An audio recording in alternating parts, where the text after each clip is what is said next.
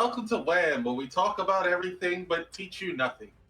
I'd like to think we I- teach some things. I am not your No, host, no, Roz. he's cooking. He's cooking. I am not your host, Roz. Here's your actual host, one of two hosts. Kaiser, our lovely writer and fun-loving Star Wars man. Our Maitre D, Thomas, and I forgot the other host, which is Maurice, our The best, actual other Shadow Man. our best Shadow Man. You gotta say his name, Use dog. of too little. I said Maurice. I'm about to say. Oh, I didn't hear him say his name. I heard the other better Shadow That was Man, the and then next thing I said. silence. I don't listen to you. Yeah, you do yourself a disservice. I'm sorry, I listen to you. The Shadow Man just recently had talked to you, as the lovely Roz. No matter what Roz says, it may or may not be true. But one thing that was actually factually false was that he was here before me. So it's actually him and the other two cohorts that are the foundation of WAMM. I came in like 30 seconds later saying, "Can I join?"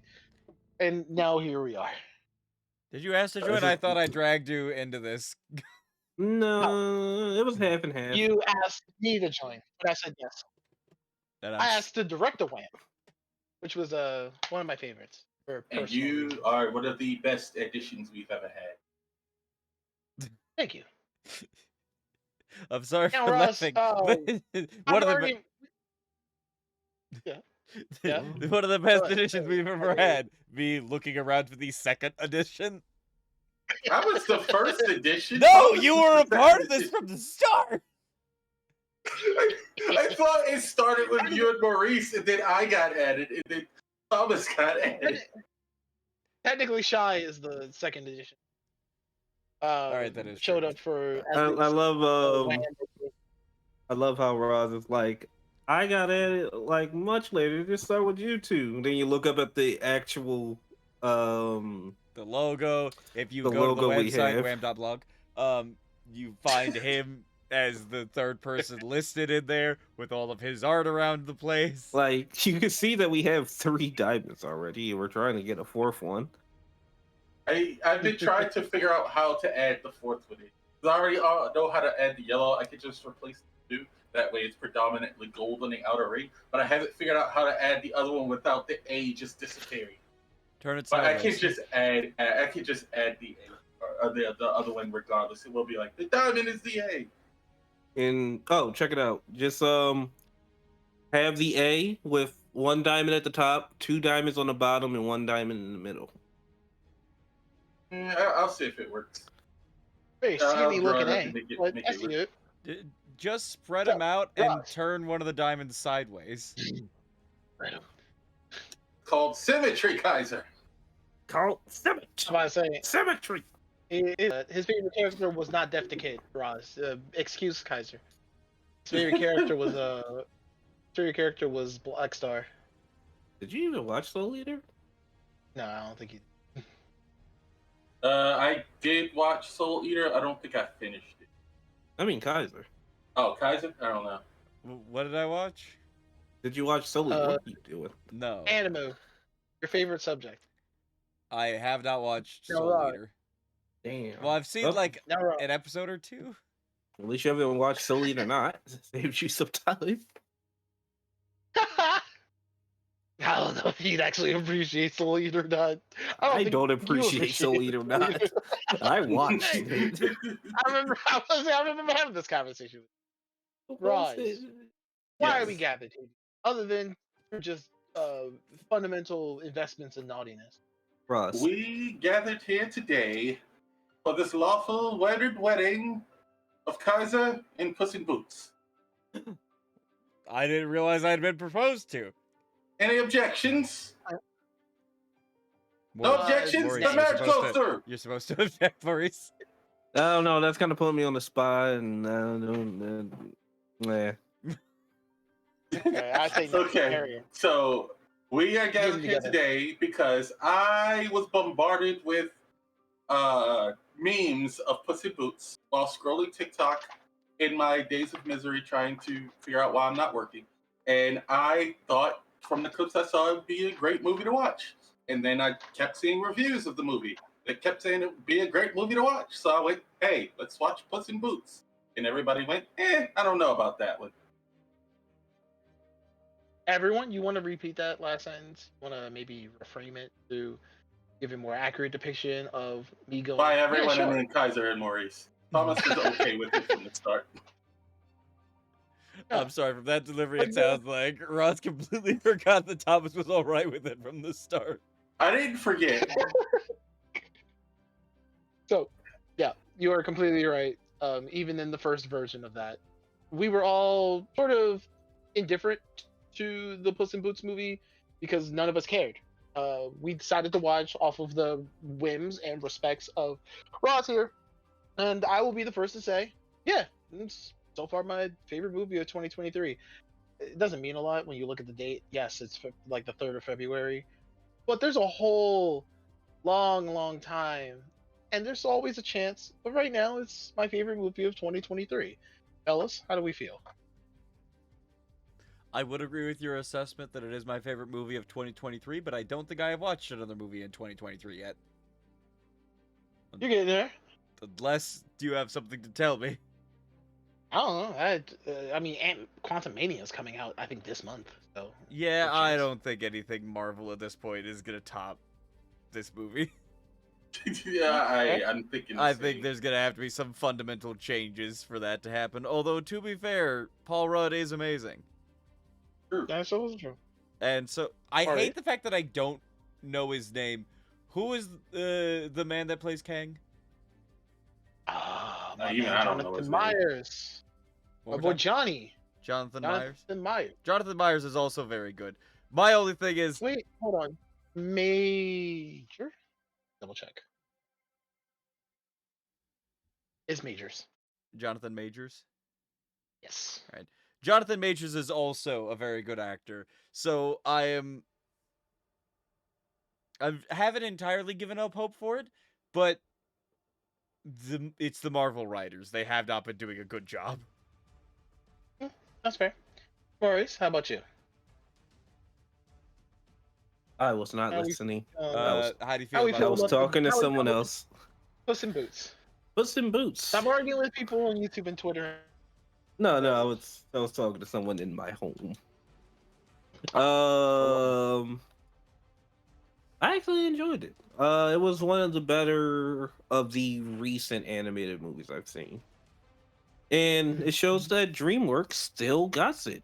Like, since DreamWorks has already made my favorite animated movie of all time, the How to Train Your Dragon series, this was good. This was good. I didn't watch the first one, so I do not know who the kitty softpaw was. I was about to call her pussy softpaw, but that's not her name. Nope. That's That is a not her Hanna-Barbera name. That is a character. different character from a different series. That Is is it? Hanna-Barbera. Because well, the main character's name is Puss. James Yeah, Bond. that's what I'm saying. But No.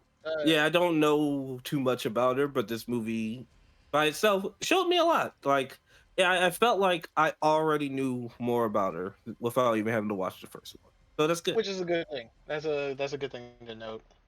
So you don't need to know the previous movies to be up to date. In fact, if you don't mind, Roz, I'd like to give the rundown of what this movie is actually about. As a sort of You would be the loose best at it. synopsis. Also, Thank you, one I other thing. tried. I'm sorry to interrupt. I just do have one more little thing I want to add to my feelings about the movie. How to put this? This is definitely the better of the two Puss in Boots movies, despite its lower budget. But also it is by far the best thing to come out of the Shrek series since, like, Shrek 2. And I might do even agree rate with it you on above that. Shrek 2, to be honest. I would also agree with you on that. I don't think it beats out Shrek 1, but, you know... Yeah, I'm about to say, do we, between just you and us, you and I, Kaiser, do we agree that Shrek 1 is probably the best movie of the Shrek franchise? Shrek 1 is one of the best animated movies ever made. Like, if you're an Okay, then adult we and you agree. have not seen Shrek in a while, and, like, last time I watched it was as a kid, you need to go back and rewatch it. It is a movie that very much was written with the old animated movie idea of this is a kids movie, but we got to put in some stuff here for the adults. And so going back and rewatching it, it's just got a lot of amazing just lines. They're just like, oh, and a lot of names take on very Lord different. Farquaad. Yeah. Also, just if you have not rewatched it recently, for those of you who have minds that have fallen slightly more into the gutter, the first thing Shrek says when he gets to the castle is, I guess he must be compensating for something. Which, Yep, to kids my who are favorite watching, line. like, yeah, he's compensating for how short he is. And as a that is not what he meant. As a kid, it's like Correct. compensate for something. I don't know what that word means.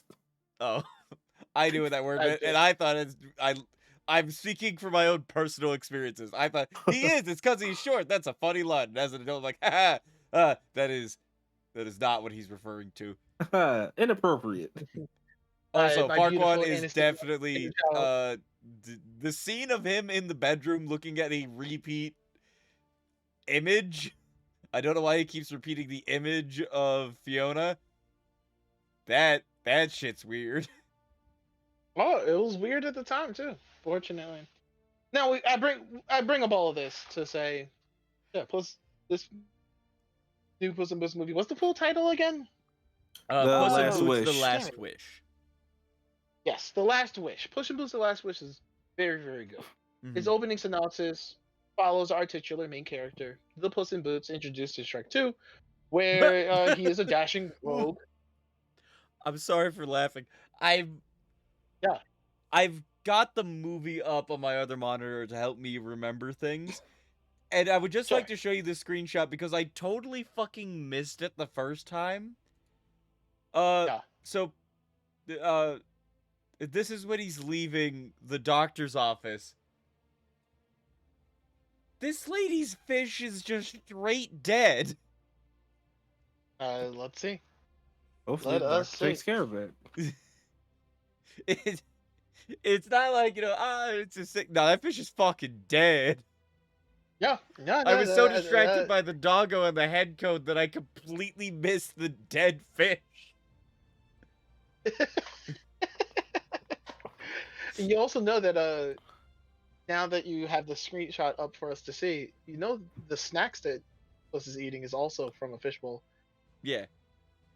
Oh no, This is not he's the just first gonna nor the dump last the fish down the toilet and keep its bowl. Correct. Especially because the last one was just taken, so he needs to put it in something.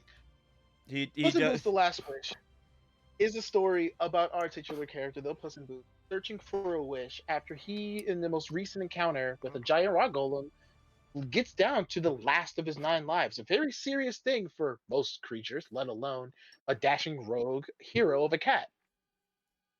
On this journey to find this mythical last wish that he heard about, he ends up encountering uh, pussy softball, kitty softball.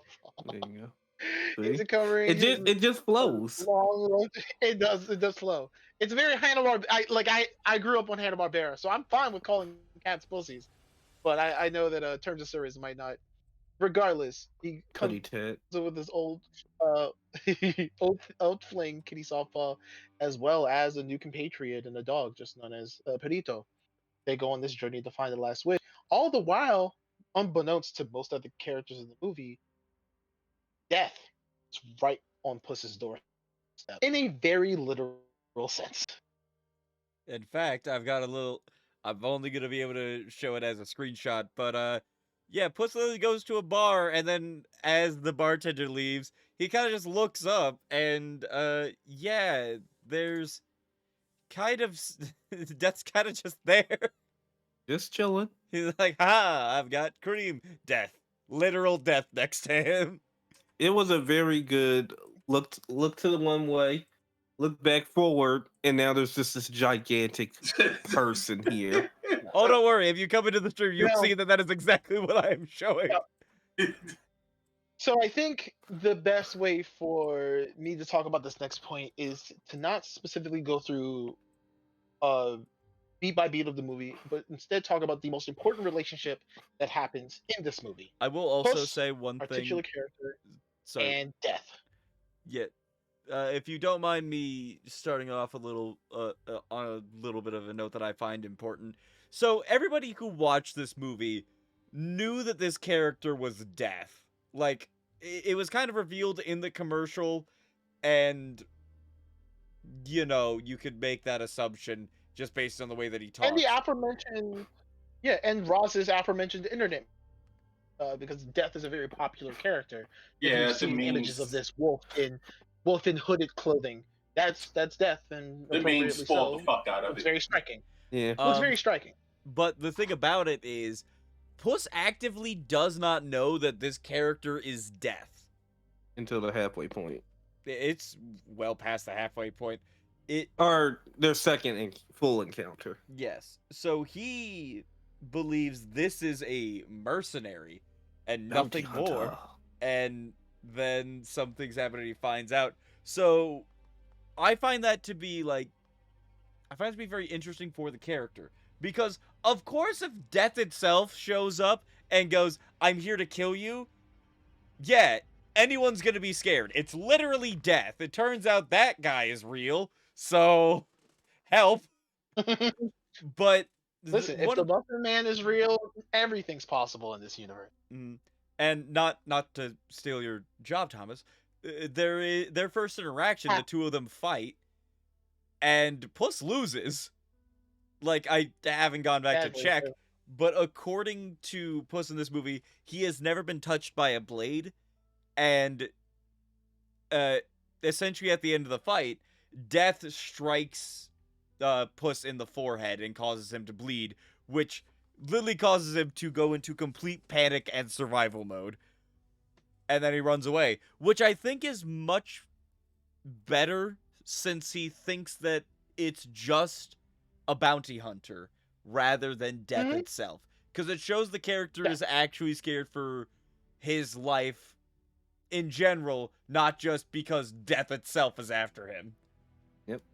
It was already scary enough to be hit. Now it's double scary. And so we asked naturally the question, one, why have we never met this character before over the course of the entirety of Shrek? There has been plenty of people, including but not limited to the fairy godmother of Shrek 2, that just dies. This is not the first time any character has been flirting with death, let alone have necessarily met the requirements to sit down and have some tea with this wolf person. So why now? This relationship and the emotional crux of this movie hinges on Puss as a character. We are familiar with him, as I mentioned before, from Shrek 2 and from his own solo movie, the first Puss in Boots movie, where he is a intentionally braggadocious, arrogant, and somewhat egotistical person. He fashions himself a lot like the archetypical fiction character from the Don Quixote series, correct? That's where a lot of his main inspirations are drawn from, even the sort of Spanish accent that he speaks in. Yeah, like I feel like a lot of them's just like based off of characters from that era and time, just a rapier, mass wielding. Aha! You'll never take me alive. Yeah, they always prior to maybe the Zorro. very first. I guess the best way to say this is that prior to like the concept of the modern Daredevil stuntman, these sorts of braggadocious, larger than life figures that seem quite heroic were the thing before I guess the first Matador picked up a motorcycle. In Puss's case, in universe, he is celebrated and regarded as a cultural hero to the various people of the Shrek universe, and including to wherever he happens to show the hell up and disrupt what clearly seems to be like 17th century England and French uh, governors and monarchs. He's very much a pirate in that kind of sense, adding more to that general heroics and symbol of the people. But none of this, in terms of an altruistic sense, never mattered. He liked being the center of attention. He liked being a hero. He likes having that idea that he attaches a lot of his value to. So Death only shows up very notably in this movie. After that encounter with the rock golem, he gets himself unfortunately crushed by a bell. That was a whole part of the setup during that fight. He goes to a doctor. the local town that he was in after he defeated said golem. The doctor was like, "Yo, dog, how many times have you died? Because you died just now." And he's like, "Oh yeah, that's fine. Cats have 9 lives, you know." And he recounts exactly 8 other times he has died. We've never seen them. They just apparently have happened. So he was on his 8th life the very first time we ever met him, and that's depressing. What's unfortunately more depressing is that then the doctor goes like, "Yo, you gotta chill. Death is a very real thing for everyone, and you can't just pretend that you can." I don't remember the specific language that the doctor says, but you can't pretend that you can just run away from it. Is a general sentiment that he's going for. That to take the one life that he now has, very seriously. Puss ignores this, Yeah. somewhat ignores this. The Very doctor helpful advice, recommends he steals all this retires. doctor. Yes, steals all of this doctor's candy or whatever trees he was offering and went to the bar. The very same clip that Kaiser just showed us here on stream, where he at the bar sipping on a cup of leche milk. Then there's death. There's a very fascinating thing that goes on here with obviously death being a real character in this movie because it's a kids movie, it's a fiction, there's a piece of fiction, we can explore that. Death itself seems a lot more scary when you feel closer to it. I will not ever speak to the perspective and experiences of those with uh, death in a more realistic forefront than the rest of us mortals who also only have one life, presumably, knock on wood.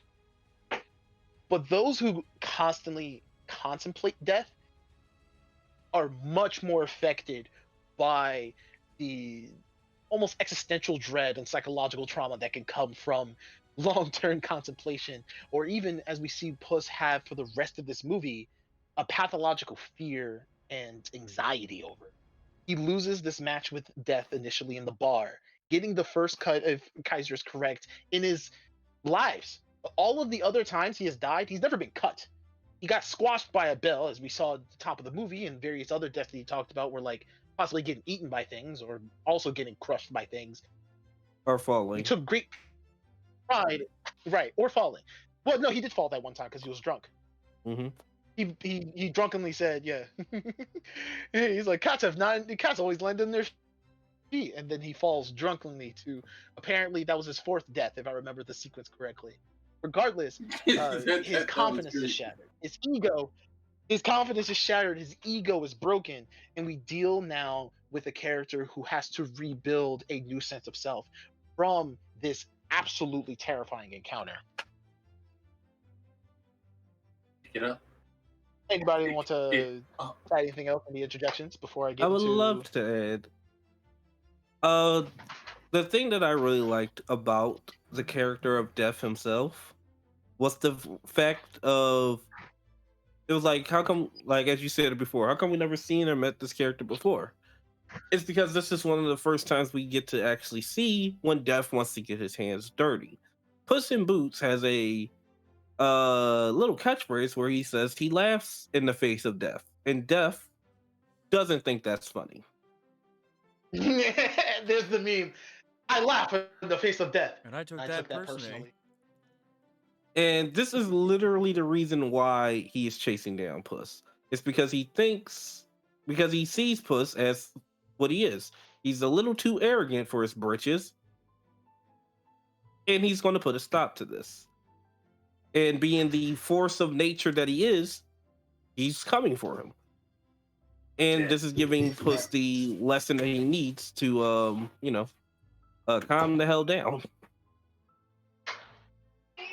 And that's actually a great way to segue into the next part. What does, as I mentioned before, reinventing yourself, what does Puss reinventing himself even look like as we Well, explore before through we the movie? segue into more about Puss, I think we should introduce more of the characters. That's exactly what I was going to get to.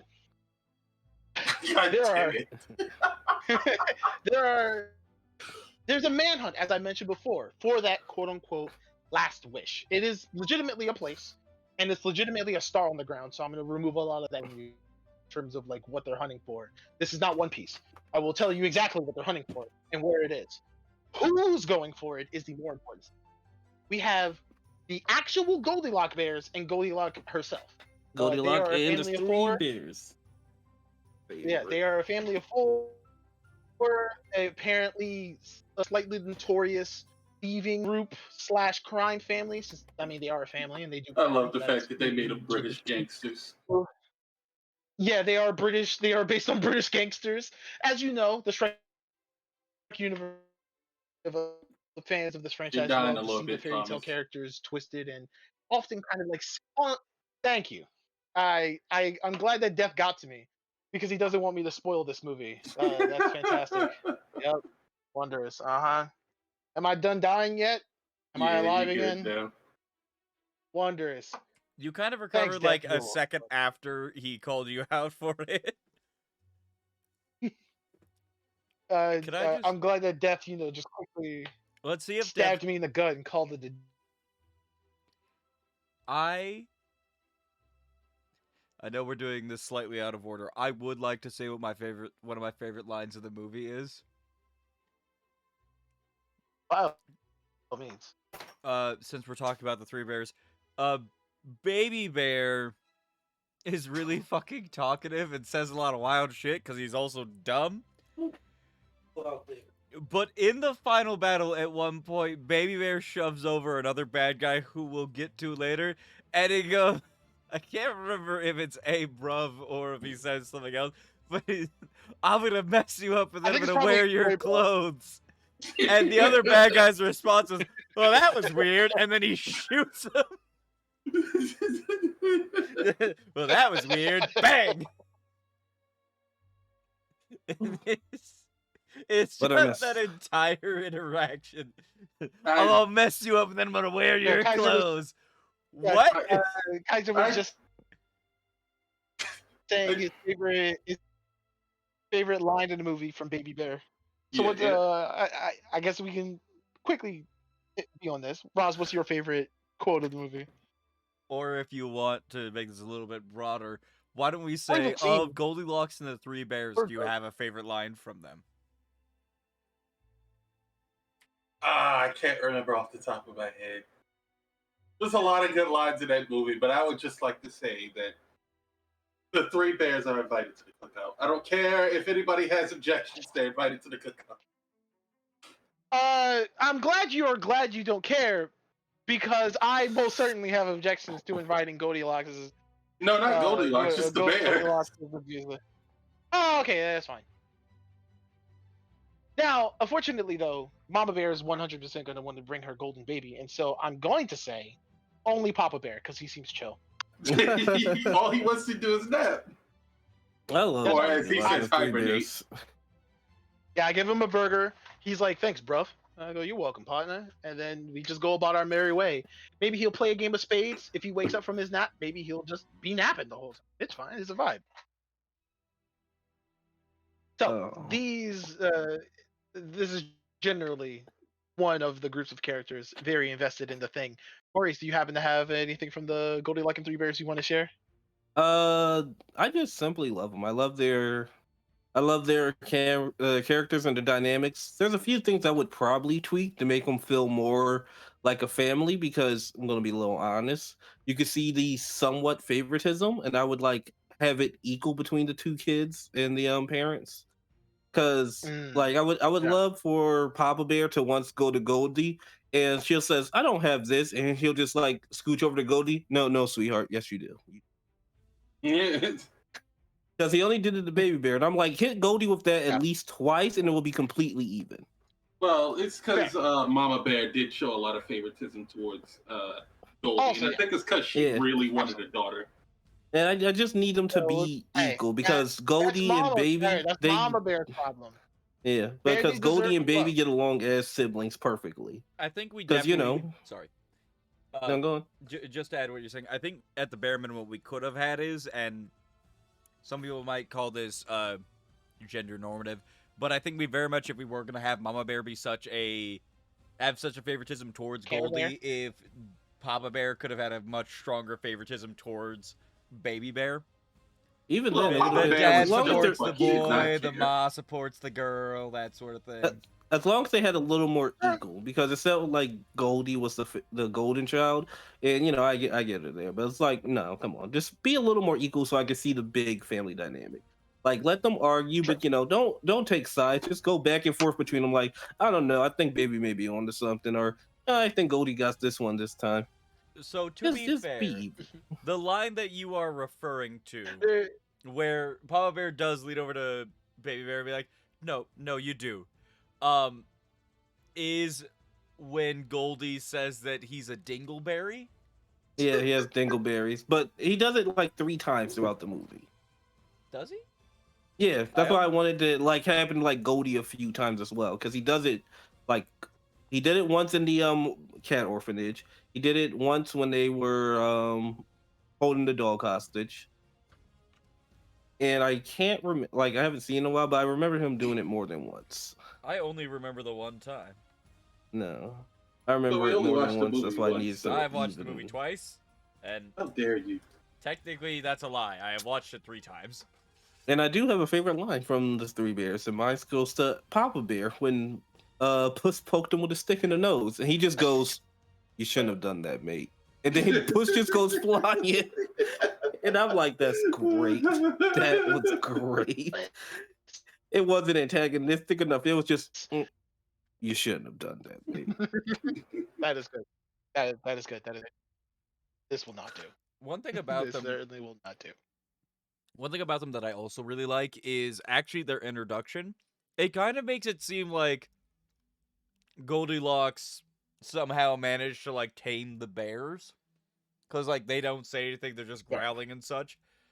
And then a Yeah. little bit later, Mama Bear has the cat lady captured, and Papa, Papa, get make it her out talk. of her.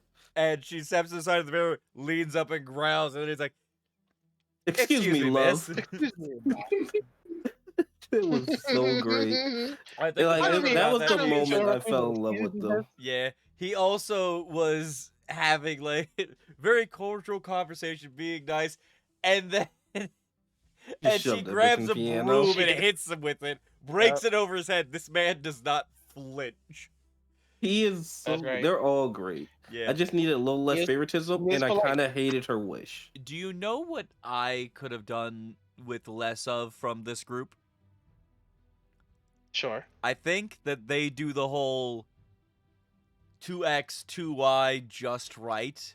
Yeah, they did it Pun. like 4 times. Yeah, they did it too many times. Like literally here when we're talking about it, when Papa Bear, it speaks very cordially, it gets hit. Goldie yells too soft, and then Mama Bear fucking puts the cat lady in a chokehold and basically goes, "I'm gonna Too eat you," hard. and then she passes out. And they're like, "Too hard." Yeah, because they did it in the introduction, and I feel like they could have done it just later during that last, That was not the last fight, but just the other right. fight. Yeah, That one would've worked I think fine. also the dream sequence, or not, should I say the illusion sequence that we'll eventually get to.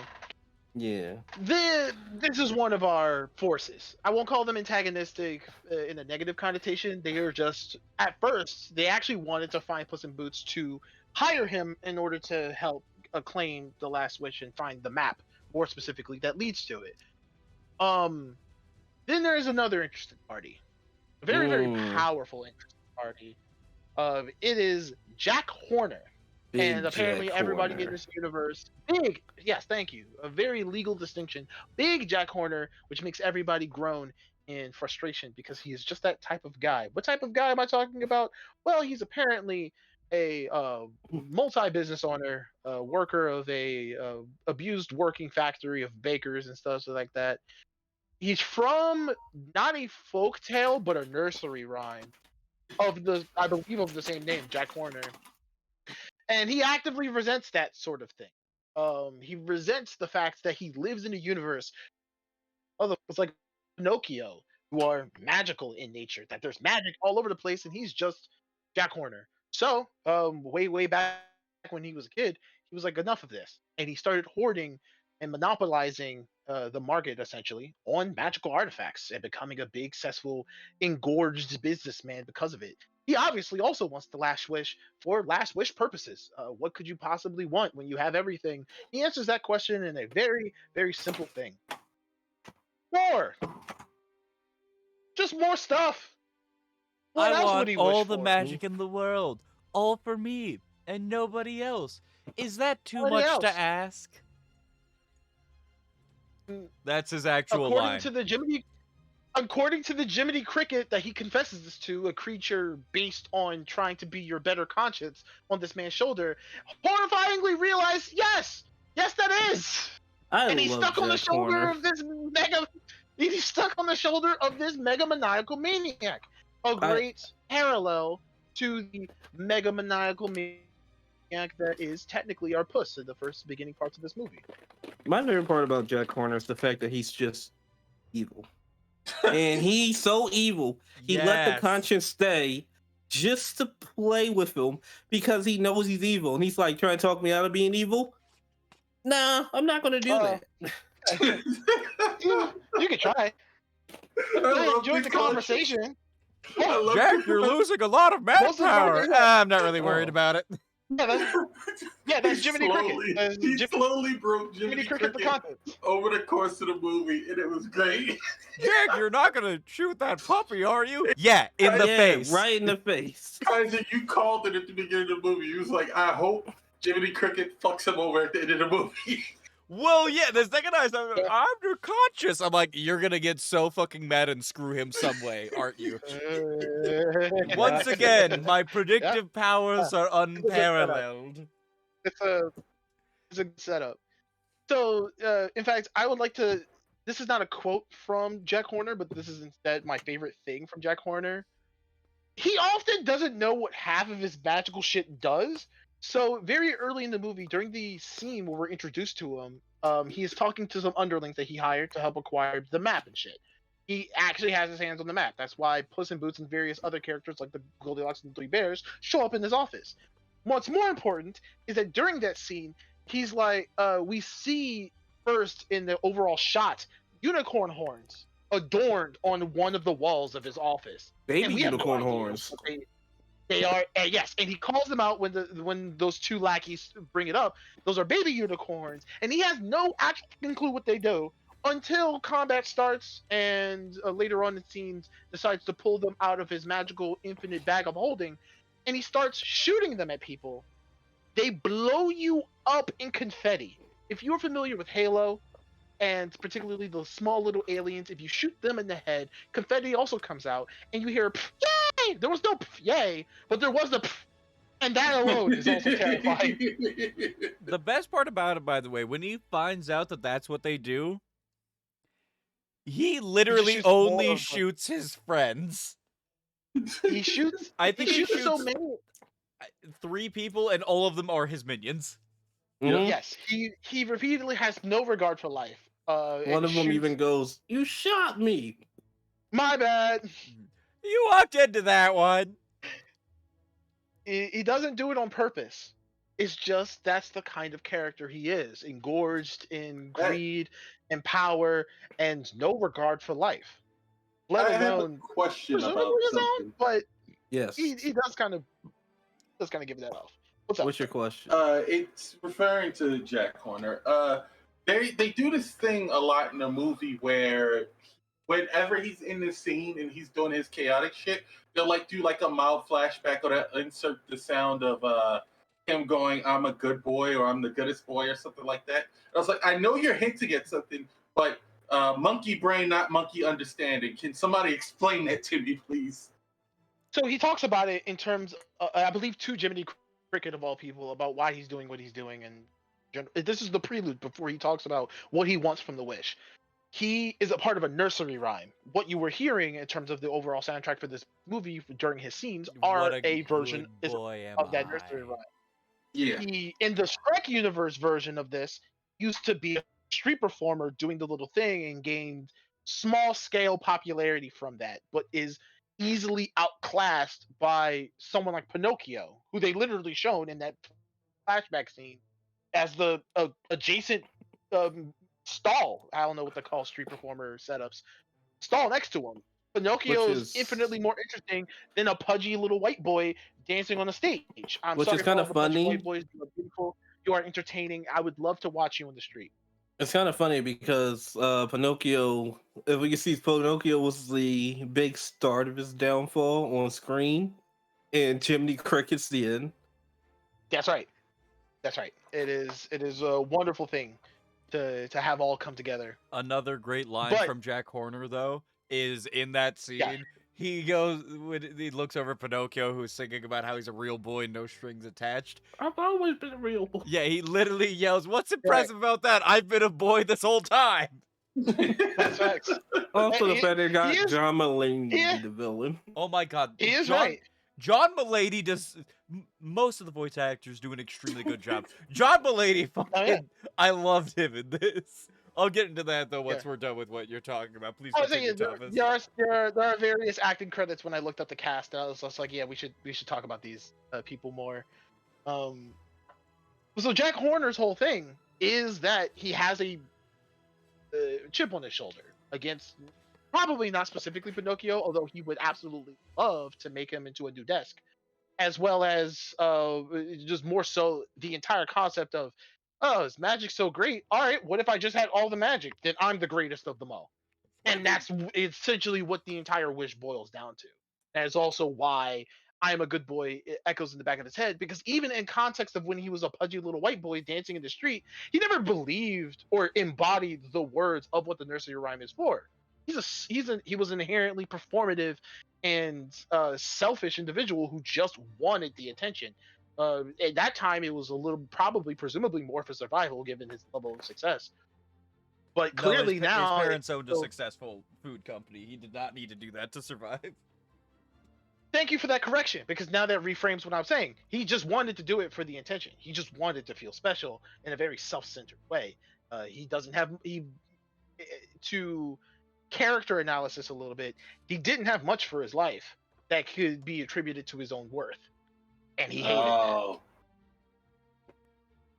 It's the same reason why a lot of people resent people with talent or with or with impressive skill, and those who can display those skills. If you do not believe that you have anything inherently special or valuable in your own life, it is very easy to turn that into bitterness towards others who do seemingly have those things. And in this case, it's just simply him not having magic and everything else in the Shrek universe being magical. he's become what everyone hates. A CEO. That's right. No, dead ass, because not a single human being, not a single magical creature, I don't even think his own mother or father particularly likes this person. We never met their parents, although I'm sure their parents are absolutely horrific. They were in the we flashback met and they them. looked bored as hell. Yeah, they looked bored of his performance. And also, I would like to point out that there was actually a conversation between Jack Horner and Jiminy Cricket about his parents. It was like, oh, my parents didn't leave very much, just a thriving food empire and everything I could have, gave me everything I ever could have wanted. So, like, his parents weren't, like, you're trying to justify Jack Horner. No, he is not a justified Oh, yeah. character. He is just evil. And that's honestly Yeah. the best part about him. Mm-hmm. I love. Irredeemable. Let me make sure that I'm shit. correct when I say this. I was saying that I was like, I don't believe his parents were all that either. Like, Yeah. It's not in particular justification of, oh, because he has bad parents, he is the way he is. No, it's just more so like, I don't see how a person could be a good person around a person like Jack Horner. We influence each other a lot. We, especially in terms of like close knit family units, as we do later explore in other parts of the movie. You do kind of inherit a lot of traits and qualities from the most important people in your immediate. And there's no way Jack Horner could grow like that, given the backstory that he tells Jiminy Cricket, without the parents themselves also probably being less than ideal people. nah, I think he literally was just a spoiled brat, and it ended with him being like that. Fucking One has to monster. spoil the brat, is the point that I'm also trying to make. Mhm. Well, Spoiled brats the don't way just you're come out of putting it, nowhere. I don't think that anybody did anything like heinous. Like they weren't mean to him. They just gave him Right. what he wanted, and he wanted more, No, exactly. and that's No what tragic developed. backstory here. No, definitely not. No tragic backstory. This, of course, means that him going for the wish actually thanks to Jack Horner's life being a shady, megamaniacal businessman, has him a lot of connections with not only Goldilocks and the Three Bears as people he's hired before, he's also hired other random underlings, like the two that I talked about in his character introduction scene. And of course, at one time or another, Kitty Softpaw. Kitty Softpaw, for those who have seen the first Puss in Boots movie, know a lot more about her, voiced by Salma Hayek. So we already know what's going on there. Uh, Kitty Softpaw, in the context of this movie, and let's just focus on this movie as an isolation, So before you is continue, a sorry. former love interest of Puss. Yes. I would like to read to you the subtitles for the scene where Jack Horner explains his backstory. Because Jiminy Cricket is like, there has to be something more. Tell me about your childhood. You know, I never had much as a kid. Just loving parents and stability and a mansion. And a thriving baked goods enterprise for me to inherit. Useless crap like All that. laid out in front of him. Yep. Yeah, he's definitely Never entitled to that mattered. shit. But once Never I mattered. get my wish, I'll finally have the one thing that will make me happy. What's that? And what's that? All of the magic in the world. For me. And no one World. else gets any. Is that so much? Uh, So were we moving on to Kitty Softpaws, or were we going to talk about favorite lines from Jack Horner? I have my favorite scene, or even favorite piece of utility with the baby unicorn horns. Roz, Grace, you have any Damn other it. favorite Jack Horner? I don't have a Favorite favorite lines? line from him because apparently I don't remember people's dialogue too much unless it's like Puss or the Wolf. But Oh, big my surprise, favorite scene, Roz saw Daddy Wolf and listened. my favorite scene of him For good is reason. the one with Excalibur. He didn't even pull it out of the stone. He just picked up the stone with it. I Yeah, think yeah, that yeah, he yes, even, yes, yes. like, points that out. Jack Horner, yes, Jack Horner was like, I told you about the infinite bag of holding. I told you, chat and VOD listeners, told you about the infinite bag of holding. That's where Mhm. Jack carried a large, and I mean like one-man Oh. army's worth of magical artifacts on Thomas, his wanna know hunt what for that the is? witch, and more specifically for Puss with the map. What exactly is that bag? That's Mary Poppins. Yeah. Poor Mary Poppins. She did not deserve it. What's important here is that among all of those items, during a part of the chase scene, he pulls out. I believe he says that he's going to pull out Excalibur, and so very obviously you see the hilt of the sword. Very popularly, the most prominent thing that would be pointing skyward. Once he pulls out the rest of it, though, it is literally the sword and the entire stone. Not Like- a fraction of it, the whole fucking stone that it The- was gorged into. The delivery is also great because he kind of grabs it and goes, Excalibur, because it takes him a second to get the fucking rock out of the fucking bag. Yeah, I couldn't get this rock off I it, but myself- still pretty cool, right? And I myself at that move, we did not. I don't think we've recorded that outside of like maybe shorts for future shorts and stuff. But when we were watching it together, that very scene, I was like, yes, that is exactly what I would do if I couldn't get this stupid sword out of the rock. I just take the whole thing. Fuck it. It's amazing. So yeah, Jack is a very smart cookie. An evil. So I cookie, but have smart. two favorite lines from Mr. Horner. Let's hear it. My the first one I got is the one that always just sticks to my head is I'll get you my kitties and your little dog too. And I'm like that was I like how you just stole that one right out of it. But my other favorite one is well, you know what they say, you can't bake a pie without losing a few dozen men. I think it's just Yeah. can't make a Wait. pie without losing a dozen Kaiser, men. Kaiser, what was the line he said to the chef that was hanging off the cliff? It was like the last one of his men left. You're not You chatter? chatty, are you? Are you? You're not Yeah, chatty, are you? And the baker responds, Like Not the me. animators deserve credit for that one too, because you can literally Yes. see them just That's a very shut their visual lips effect. tight, and that's like very straight line. Just, It was very good. Aren't you gonna help Jack? You're losing a lot of men. I do have my favorite. I do actually have a line that I like a lot because this is the very last line he says. Oh, spoiler! He dies in a comically cartoonishly fashion because he's a comically cartoonishly villain.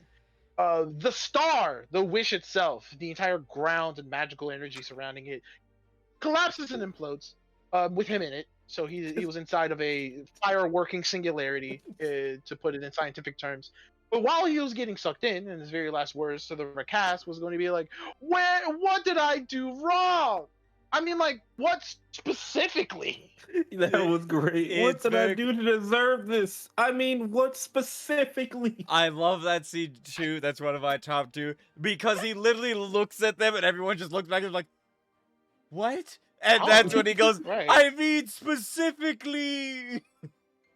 Right. You know, make it make sense. So He That's- is a that's an straight actual villain impact. and he does not accept that that is a fact. capital A. That is a capital A. That's a capital A antagonist. For He Puss is in Boots. great. And our lovely other characters, as I was getting to, like Kitty Softpaw. Wait a Kitty minute, I Softpaw is didn't the get to say former my love favorite interest line. of. I thought you. What? Did That you? was you cut out. No. You cut out Yeah, we there. lost Tommy I thought Swift. you did. No, you went started this to entire segment. Ross, Maurice, and then I said I also really like the one I do deserve this line. I legit. But then like, and now we move on. I legitimately believe you started this segment with yours. No. You spoke about it first. What did I Please- say? Please tell us. I Tell us don't what it remember. is. So now I'm going to have to eat my L and now have to have you do your thing. Please It's tell. okay, it's on recording if you want to Please. see it later. No, No, I it's had not. two favorite I lines, and it's don't. I essentially do not care. it's essentially because of the build-ups. Firstly, yes, the what did I do to deserve this? I mean specifically. But also, we've talked a lot about Jiminy Cricket, and we keep cutting off this scene right before my favorite line, where it's just like, I want all of the magic in the world for me, and no one else. Jiminy Cricket's next line is like, oh my god, that's evil! You're evil!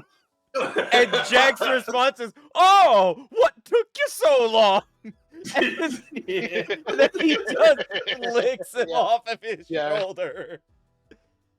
Yeah. And Yeah. also honorable mention to the whole I'm gonna mess you up and wear your clothes. Well, that was weird. Jack Horner is the unmentioned villain that says, well, that was weird. And he just shoots him. And it's an entire bear telling you he's gonna beat you up and wear your clothes. And his whole response is, that's weird. Would you go away? That is weird. Admittedly, it is pretty weird.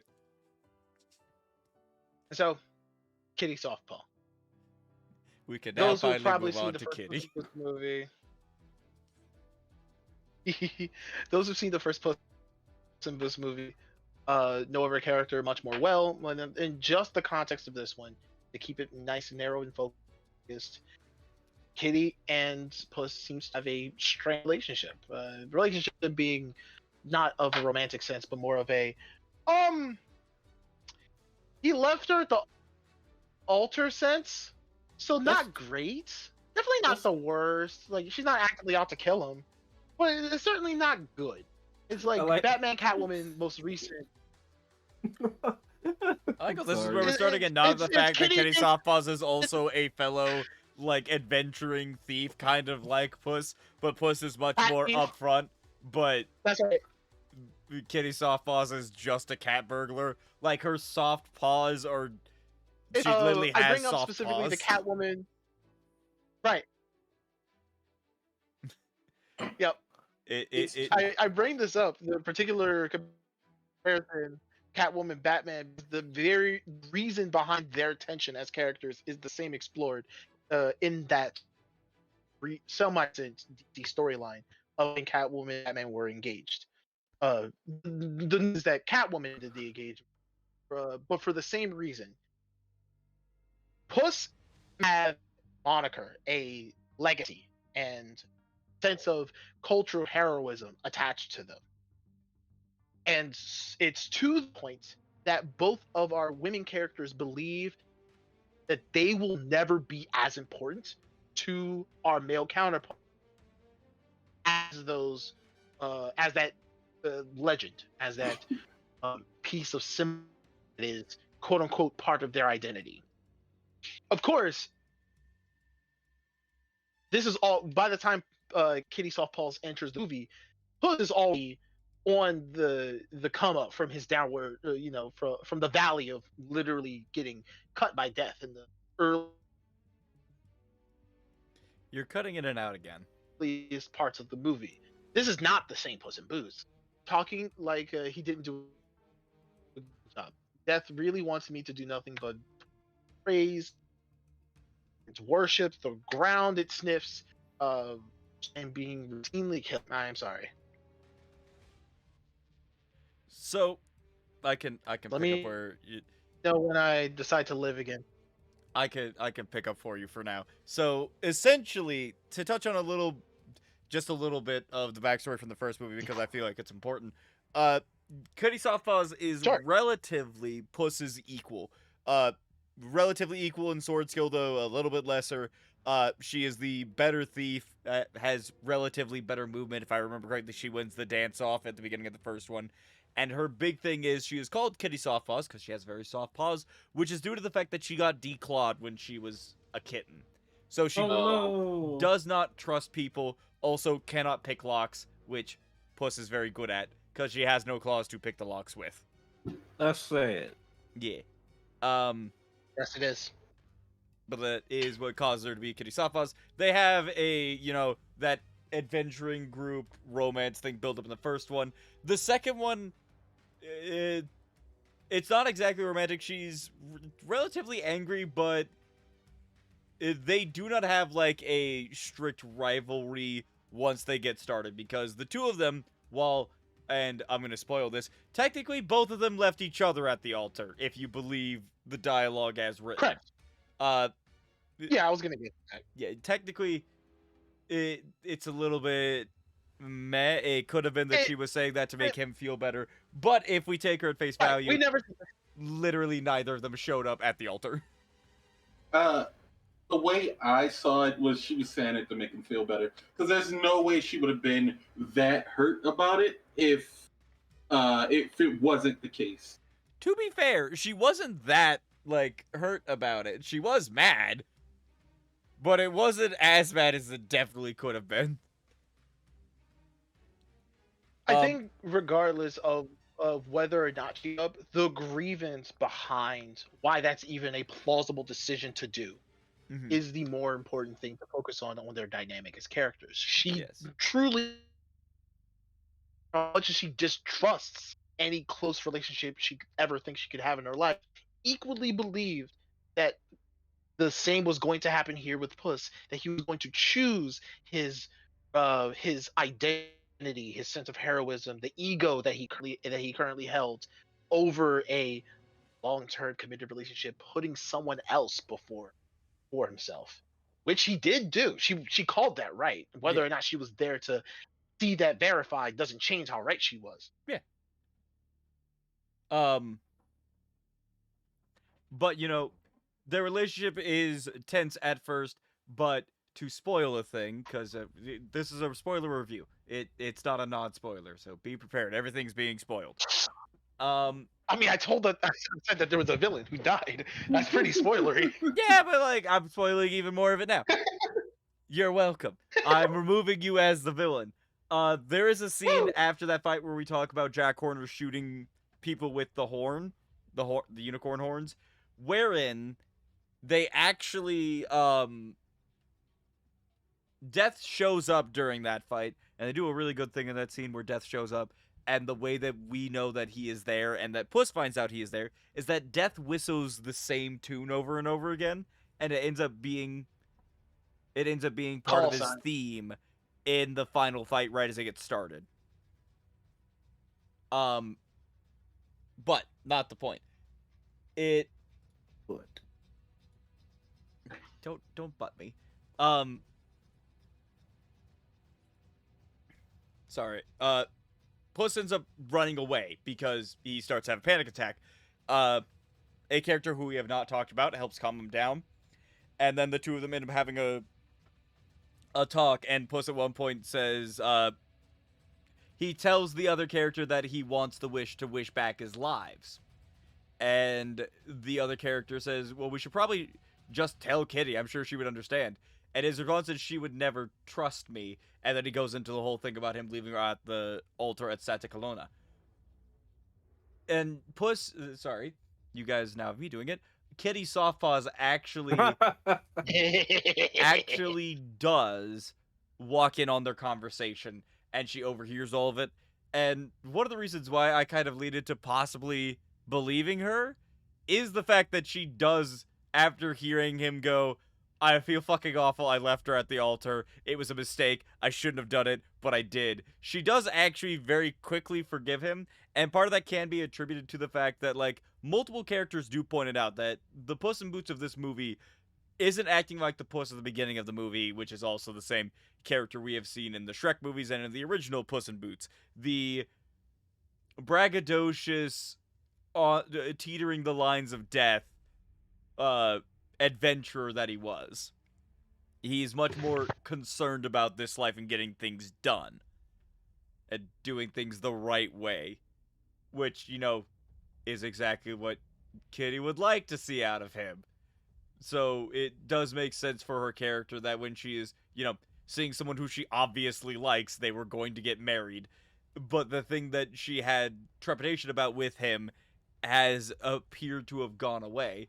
It does make sense that she would be like, "All right, we can test the waters here." Nice moral of the story, people. Pretend like you're dying tomorrow in order to get the person that you don't do that. I don't know if you should pretend like that, but one question that is a good thing to ask yourself a lot of the time is, how would you feel if you were to die tomorrow? Would you feel like, would you, in the theoretical afterlife, feel like you have left something on the table that you would rather have not left on the table? If so, get that shit done. I'll be honest. If I died tomorrow and looked down at my body, I might kick it. If I died tomorrow, I'd be very upset about the fact that I haven't finished the books. So you want to be a tangible ghost? Oh yeah, I'm just looking at my body. How dare you give up on me? How dare you? God damn it, I took care of you for 30 fucking years, and this is how you repay me? Dying suddenly. More. Not only do I love Kaiser's important takeaway, because that is a very important part that Puss himself embodies as a character in his arc through this movie. There's a lot more to it that we can definitely get into. I think one of the other important things to talk about with Kitty Softpaws is that wish. I mean, we've already talked about her past, about why she's soft-pawed, and the trauma that comes with it. But the wish itself, and why she's never going for it, is loosely related to this plot point of she couldn't have a loving and trusting partnership with Puss. She wants someone, literally anyone, that she can trust. And I'm going to be a little unfair to her and say, but Perito's right there. But Perito's right You want someone you can trust. The unmentioned additional character of Perito. Yeah, we'll get to him, but Perito's right there.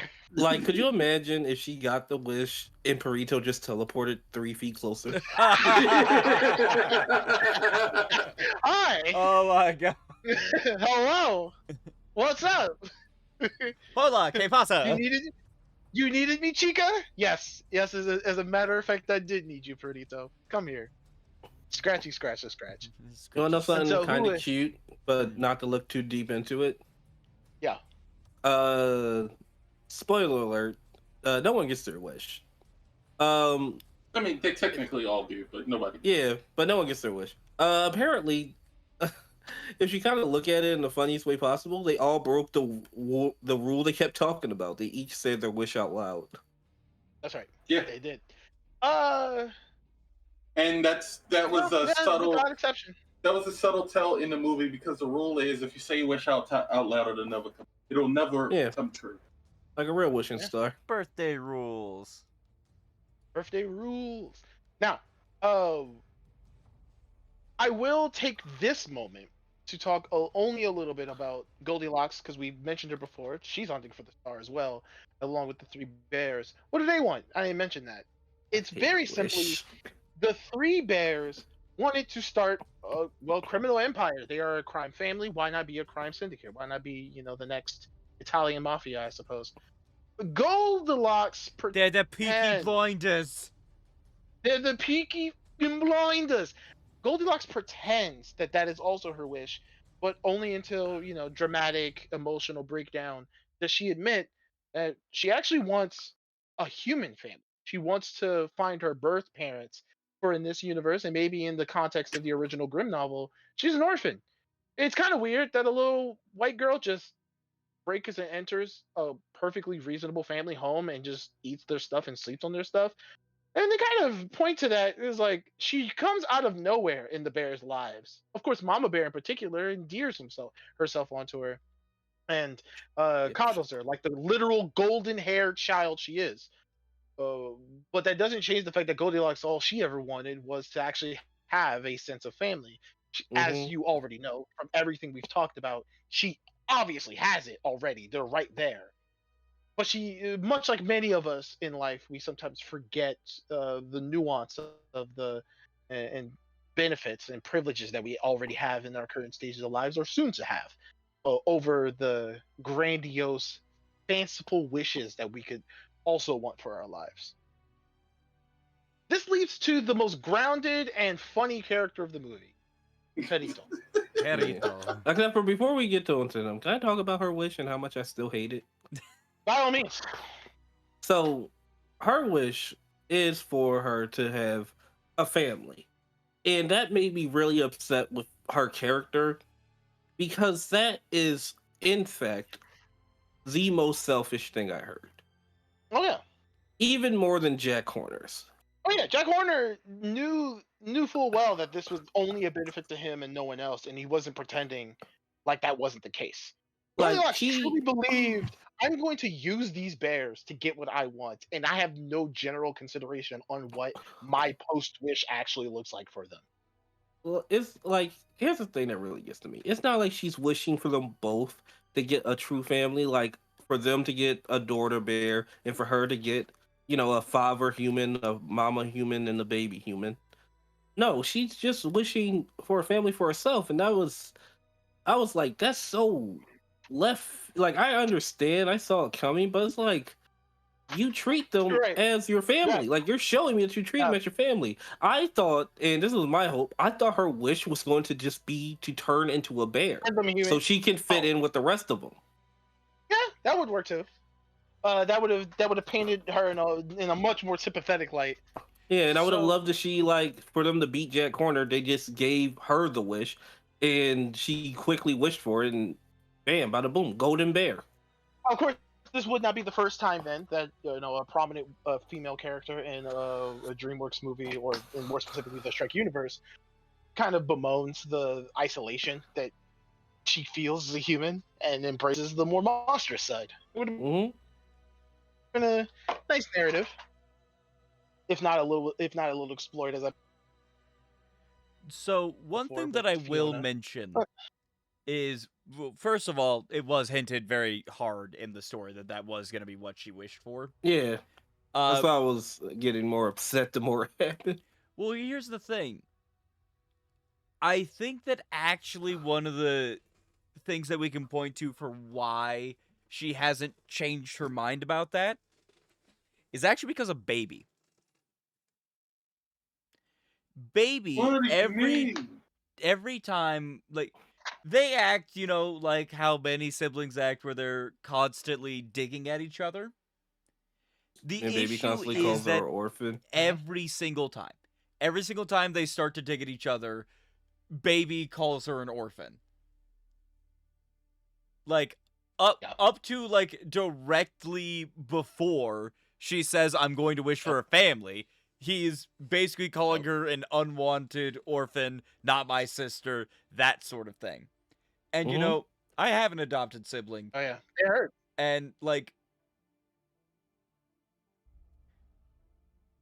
we have a weird situation with my adopted sibling. She is still my sister, and there are points that I do make fun. We adopted her at 17, and so there are times that I do throw the "you're adopted" joke at her, but it's only ever in a very joking context. Baby is throwing that at her to attempt to hurt her. And when you do that to someone who is adopted, especially someone who does not have like another family, it's very painful for them. It's just a constant reminder that you were abandoned at one point. Well, I'm sure. But at the same exact time, for me, it's just the fact that these are just the way they're digging at each other the entire time. Like, that's all he has when she's over here calling him stupid every time she gets a second to. Well, I mean, he kind of was. so then, Yeah. I'll say this also question, adopted. Maurice, who you think, and this is also a very subjective and contextual You're breaking up a white little. woman, as I always answer. We need to thank do you. something about your internet today. I appreciate It's it. cold. Yeah, Death I think got I know it. where this is. Yeah, Death has Uh, me in his grip. I don't know what to tell you. You're clear now. Bop, bop, bop, bop, bop. You were back for a second and then went out again. Breaking your fucking. Freaking your. I truly, I truly love what's going on here. Like, am I back? Am I living? Yes. No, I'm not living. Periodically, No, you're you're living. living. Okay. Unless you can't hear us, then of course you're not living. I can always hear you, which is the part that angers me the most. Question. But yeah, we can Maurice. hear you. Yep. This is conjectural, so I understand that this has no real answer. Who do you think was first? Baby insulting or Goldilocks insulting? Baby. Ooh, just in general? Yeah. Like as soon as she was adopted? Who started this Cold War? Or I guess hot war, because they do it very publicly. Well, that actually begets the question. In the backstory that we saw, Baby couldn't actually like speak. He made a bear cub noise, which might have been because he was young, but also might mean that the bears couldn't speak until Goldie got there. I feel like it's because, he is Baby Bear. At that time he was a baby. Because they're both pretty grown now. Yeah. And this would not be the first nor last time that animals could talk. I- Now, So granted, not all of the animals Here's could what I talk in feel the like short film. happened. Something was special in there. I feel like if we're really gonna go into this with an honest hypothesis, I would say that technically the first stone was thrown by Goldie. Because what I would bet happened is Goldie said he was dumb at some point for doing something dumb. And in response, the escalation was extreme from Baby. And just like, well, you're adopted. Because he didn't have anything else to go for. Yeah, I'm about to say, I'm pretty like Baby's only thing he can go for is calling her adopted half the time. And it's Right. like, from the way I can see it, it looks like it doesn't ever offend her, but she might be just, really offended on the inside, but not showing it. So he doesn't get a leg up on her. That was part of the point that I was hoping to get into with this, question and part of the conversation. The actual dynamics matter as much as the motivation that we eventually see drive her actions. If she never looked offended when he actively said it, means just as much when you compare it to the fact that this is indeed her wish. It mattered to her, even if she never showed it. Now here's the thing, though. While she never, you're adopted, and went, she did very much have body language shifts whenever it was mentioned. Right. Like it was never anything Similarly, like major, but it was subtle, just motions and changes of posture, which would definitely lean towards me being correct. And these insults started a while ago, did get a higher rise out of her. but as she got older, she's like, I don't want it to look like it's affecting me, and so she hides it a lot better now because she's heard it for a long time, but it Yeah. still does get to her. But then there's Still- also Papa and Mama who constantly remind her that you are in fact our daughter, and yes, she is your big sister. That's right. The Papa and Mama Bear do a good job. The other thing is that, as a nice comparison of this hot war, as I'll call it, Baby Bear does show even more aggression, both to other characters and, of course, to Goldie when she calls him stupid, when she does bemoan and insult him. As she, if I'm not mistaken, she's almost always riding on him. Whenever Goldilocks She, does actually, yeah, like the thing is she when transfers Goldilocks, so much, but she's mostly on her brother's back. yeah, there's a lot, and I thought about it before when we were I watching think the she's movie and introduced on her how brother's back. she Yes, is she indeed. is. I thought about it before when we were watching the movie and just how their general dynamics go. I was like, why is this white woman running around, in this sort of pseudo privileged spot amongst three bears that are that definitely were a family unit first? And of course, I'm playing into that, making fun of Goldilocks as an orphan thing unintentionally by having that sort of opinion of her. No, but it's much more so that her specifically being on Baby and the relationship that she has with Baby is very, very rich in a lot of the subtext and subtleties that come with not only real life human sibling dynamics, but even the She what arrives riding on Mama works as Bear. driving. Mama Bear, okay. She does. Okay, cool. It does feel like they become driving character motivators for themselves, for each other, which is good because that way not everything is tied to Puss, Boots, and what goes on here. We have Jack, who's much in it for himself, the Bears and Goldilocks, who are much in it for themselves, and Kitty, who's in it for herself, but really, like, anybody will do. Any friend, can someone please give me a friend? And then Perdito shows up. They're all in it for themselves, pretty much, but it They depends are on the in it for rarities. themselves. Like, one your life backs, one someone you can trust, those are fine. But when you're just actively lying to this family of bears, it kind of gets to Yeah. me because they, like, even Baby, I can tell, they all do love you, even with the back and forths. And it's like, you're not going to give them something out of this? Yeah. Like, even It's if a her wish definite. was for both of them to get the family they always wanted, that would have been No, it's perfectly a, fine. it is a definite. It's a definite flaw that, fortunately, the movie itself explores during that titular moment where she admits her wish and the implications that come with it. The fact that the bears have nothing to do with it, nothing to do with her life, the idealized version of it But- that she dreams for herself. But And that Mama Bear, ultimately, out of everybody, is the saddest of them all to hear that.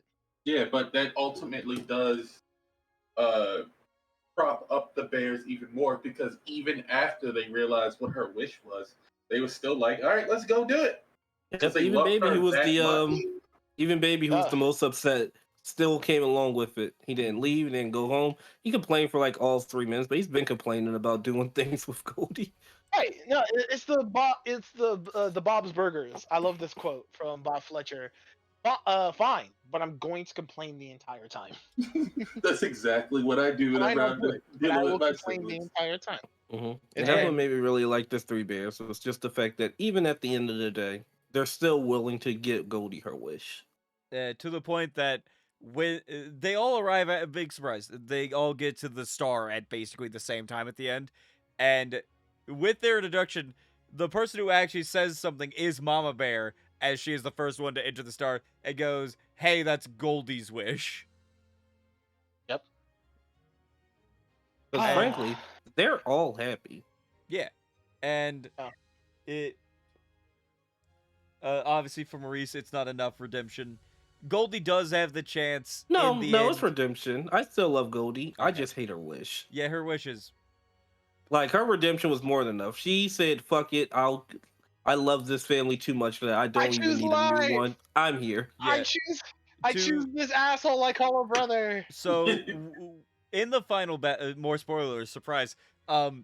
When that whole "I'm gonna wear your clothes, that was weird" shoots Baby, scene happens, essentially there's this wall of energy that has surrounded the star that if it pulls you up too high, it literally disintegrates you. The shot causes Baby to get caught in it. But Mama Bear and Papa Bear both go after Baby and they try to pull him in. The force pulling him up is too strong with where Baby gets to before they can grab him. It like is legitimately Mama Bear gets a hold of him and immediately Papa Bear has to grab onto Mama Bear to keep her from being pulled up with it, that sort of thing. Goldie at that exact same time actually gets to the map, which is what you need to make the wish. She is alone, everyone else is distracted, and she does look like she's gonna go for the wish, but she does abandon the map and she goes over. She catches Baby Bear as he actually gets essentially sucked through the energy wall to be disintegrated and manages to pull him back in, and the three of them pull him back to the ground. And then Goldie and the rest of them help with defeating Jack Horner because, yeah, Jack Horner needs to not get the wish. Oh yeah, yeah, that definitely true. Definitely. But Nice. yeah, But yes, Rich, colorful now we cast can of go characters. on to the loveliest character in this movie. Dog. Because technically, Say at the hello. beginning, he does not have a Kaiser's name. character. Technically, this is Kaiser's theory character who fell in love with him the very moment he saw him. Let's give him a little bit of backstory. It wasn't the moment I saw him, it's the moment this shot came on screen. So all of the characters, all of the characters have these. All of the characters have little wanted posters, like Puss in Boots, wanted. Goldilocks and the Bears, wanted poster. Kitty Softballs, wanted poster. But then there's Dog, aka Perito, unwanted, needs home. And I remember we were watching it, and the first interaction between them is Perito is a talking dog, and he meets Puss when he's at the cat lady when he's at his lowest, and he's like, "Oh my God, you're a talking dog? I have a talking cat. Let's talk." Exactly what a dog would say in this situation. And Puss tries to avoid talking to him, and Perito is not having any of it. He's like, "Nope, we're gonna talk and be friends."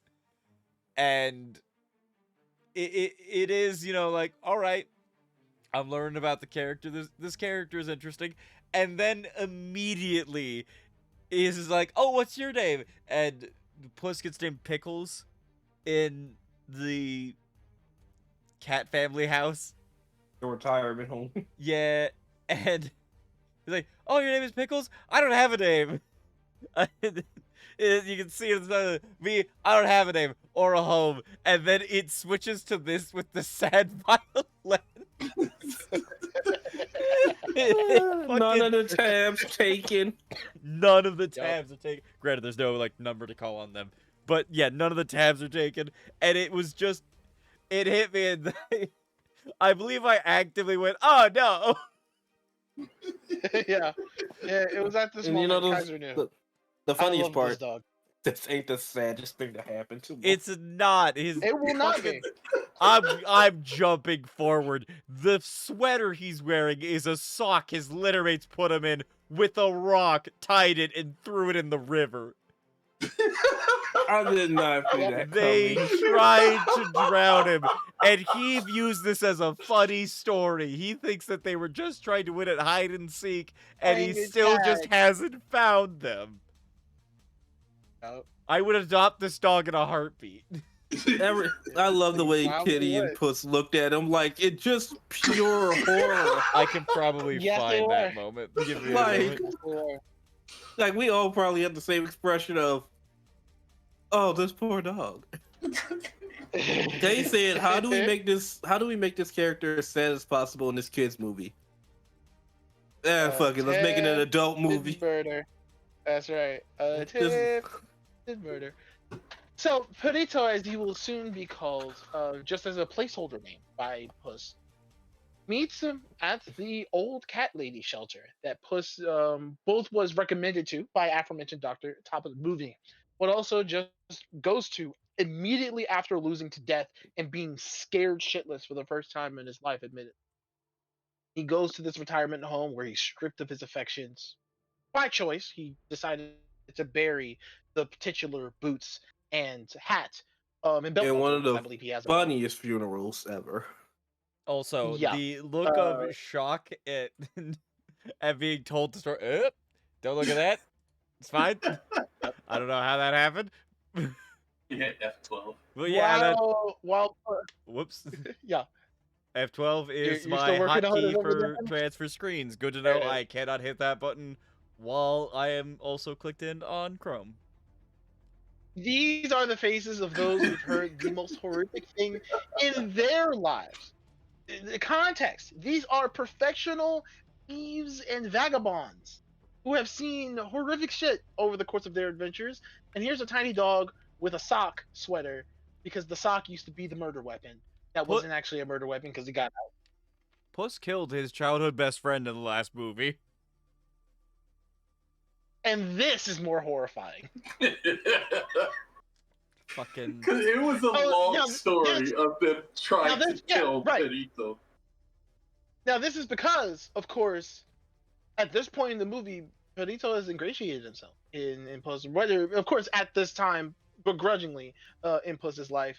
When they met at the nursing home, he was downtrodden, stripped of any semblance of freedom and expression of himself at the nursing home with the funeral home for cats. He was treated much like anybody would be treated at a cat. He had to literally eat from a gigantic trough of cat litter, cat food, not cat litter. Pardon me. That's a different type of small pebble that are important to cats' lives. Had to eat from a trough with the pretty much 80,000 litter of brethren and sisterin of non-talking cats at the place. He could not cook for himself. He was in fact sprayed with a bottle, Pavlov's conditioning style, whenever he was caught peeing in the human toilet or cooking with the human cookingware. So at this point in the movie, he was just sad, depressed. It's been like a week. Got a beard now, as you saw in that screenshot that we put up here on stream. And he rocks that beard for a good portion of the movie. Oh, don't worry. I found a Perito much better comes into screenshot to show their meeting point. Yeah, and that's where Perito comes into his life, masquerading as one of the cats. So, Perito's doing his best work here. Ah, yes. No one could ever know. No one could ever guess. That is the look of a man who just wants to be left alone. And unfortunately, he met the most non-unalone person to ever, non-unalone dog to ever show up in his life. I believe their We've talked- conversation does partially go as follows. No habla inglés. Speak Spanish. He literally speaks Spanish back at him. I don't speak any Spanish. I don't speak Spanish either. That was a clip actually used in the trailers for the movie as well. So, nice laughs that you get to know before you get to know whoever the fuck this character is. I've already mentioned before with literally every other important character of this movie, they all have a wish. They all have something they want from the specific magic MacGuffin of this movie. What does Burrito want? Well, it's not necessarily via the wish. It's a home. No, he doesn't have a wish. That's it. Nothing too crazy.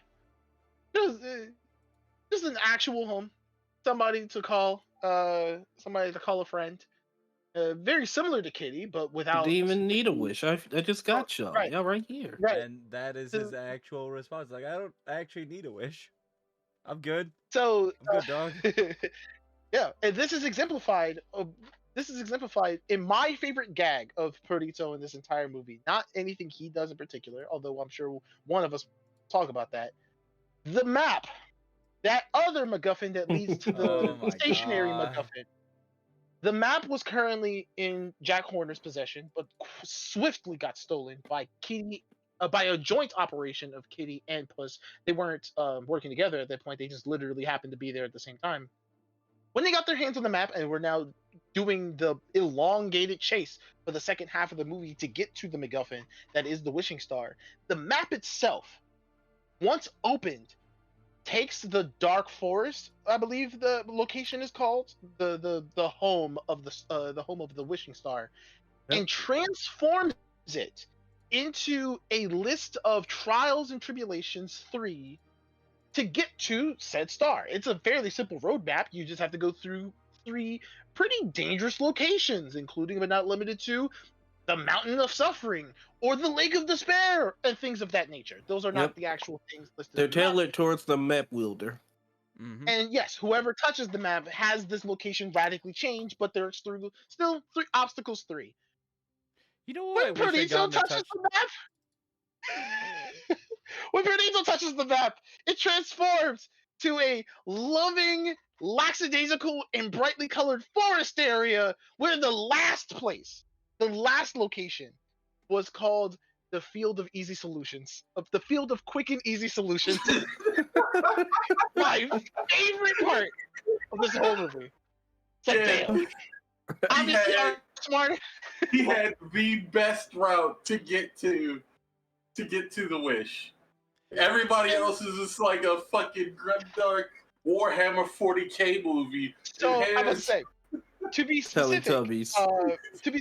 to So- our other 2 main characters, Puss and Kitty. When Puss touches the map, Real quick, it is allow me to show. This is what it Yeah. looks like right after Puss touches the map. yes, it is the Mount Mordor, fire and brimstone, absolutely agonizing suffering. So real quick, actually, I think I just saw one that. So it's the Valley of And then- Incineration, the Undertaker Okay. Ridge, and the Correct. Cave of Lost Souls. Yes. Kitty then touches it, and everything changes again. Give me a moment. I have to make sure that we're on pause screens when I show it Yeah. to the thing so that we The- don't have to risk it. Sorry for podcast people for talking about visuals. But yeah, it Yeah. becomes this. And so, for those who are familiar with maybe Magic the Gathering, this is a green and black swamp deck where it's just nothing but gangrenous green ooze with floating rocks, decayed trees, and noxious gas all over the place.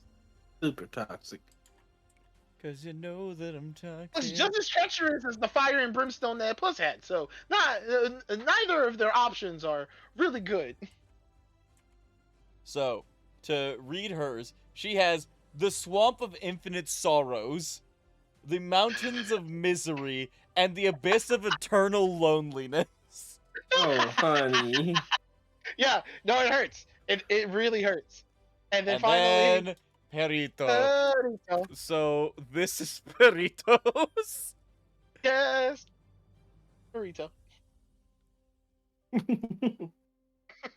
And Sorry, Look at Lord. that. I remember It the. is Candyland. It is the. I know the first one is the Pocket Full of Posies, followed Posies, by. that's Sorry, the River of Relaxation. That's right. And then my favorite. The Fields of Quick and Easy Solutions. What's it? It's great. Unfortunately, even for Perdito, while his path looks the least treacherous, and both Kitty and Puss agree, and they, of course, in a joint, very smart character decision, go, you hold the map. The Pocket Full of Posies was actually fairly intimidating. I'm They have sorry, giant this- flowers. I got this pause screen. And I love it. Look Look at these two. This- This nigga. They don't believe this guy. well, here's the thing. They do Fun not fact, believe this guy. At this point in the story, neither of them trust him. They Which is the literally, funniest like 5 part. seconds ago, were like, I think that he says, well, I can hold the map for you guys. And they're both like, no! They straight up think that this guy's a con man. And The Kitty Softpaws actively at one point goes, Bed. what's your fucking play here? And he's like, I don't know. What do you mean? What you playing? I think She like said, 5 minutes and- before this exact scene, they Puss had kicked him into the portal. He Yeah. fucking did. You're Yes, he did. right. That is correct. That is correct. Up until that tragic backstory, pretty much the tragic backstory was the the final puzzle piece to unlock their sympathy receptors. Both Kitty and Puss have been lost in their own sauces. One of a desperate attempt to reclaim any semblance of peace and comfort, and the other a desperate attempt to find someone to trust, but have actively been shown not to trust it, and actively been proven to not to trust any, let alone any of the other characters in this movie. Perito's just here, dog. He's just here. At this point, of course, both Kitty and Puss, they're begrudging partners in all of this. Many of those other very important character moments between Kitty and Puss happen here in the Dark Forest because the landscape does keep changing with the inclusion of all of the other characters coming in, meddling around, actively fighting, sometimes getting their hands on the map themselves, like Goldilocks and the Three Bears, in order to really add a lot of chaos to the second half of the movie. During this beginning moment, Real quick, Puss thinks very little of Bree, can we as all evidenced by what you see here. Can we all acknowledge this this frame? How happy he is. I'm looking at it right now. Shit was This terrible. dark portal has been here the whole time. Puss had no idea of knowing what was on the other side of the portal, and so the best way to test it, throw Perdito in. Little regard to the life. A key theme that goes on with the understated analysis of all of our characters here. But those pocket full of posies I talked about, the very first trial that Perito's version of the Trials 3 undergo, they're gigantic flowers. And that doesn't seem so bad. Except for the fact that, like, you can't harm them in a way that matters. Put an asterisk though on that. They can be cut down, but not easily. Almost sometimes Hydra-like in that you cut one stem and two posies grow out of it. And one of the best ways to actually pass this trial is, well, what Perito would do. Stop. Smell the roses. Literally, you just sniff them. They appreciate being sniffed because they're sexual freaks like that, and they'll let you pass. I would just like to point this one out. It literally the subtitles, if you look down at them, you can literally see the dichotomy of Kitty yelling in Spanish, and then But she's fighting Perito for her life sniff. against these posies. They are tough opponents, deceivingly. But Perito, being the greatest character ever, thank you very much. I will appreciate you never doing that again, phone. It's always so loud. I always feel like I sometimes leveled up. have it loud, I'm working.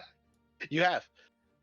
Oh, the only reason why I bring this particular scene up is because I like a lot of the dialogue. While I don't remember what specifically said, a lot of the subtext around it is the river of relaxation. The unfortunate second trial we'll never see, and my favorite trial, the quick and easy solutions. There is an appreciation for life that Perito is exercising here with these. That unfortunately neither Kitty nor Puss or the other characters show. Like, One I'll of be the honest. only reasons why. Yeah. If you put this Because- into a D&D game, your players will destroy everything before they even think about sniffing flowers. They're gonna get party wiped because I feel like now is an important time for me to show what happens if you don't take your time. Give me but a moment. I hated that part of the movie. Don't All right. fucking judge me in a movie. So You you can see Mr. Axeman with a cheese grater here, and if you will allow me, I cannot show you guys in the movie, and I will have to ask my friends to describe what happens to this man. So he does in fact get flower glormed, and you're like, animated movie. It's, I'm gonna chop the heck out of this ficus Lyra. And then he gets glormed. But then the thing that I was not expecting was when the flower came away. Give me your flesh.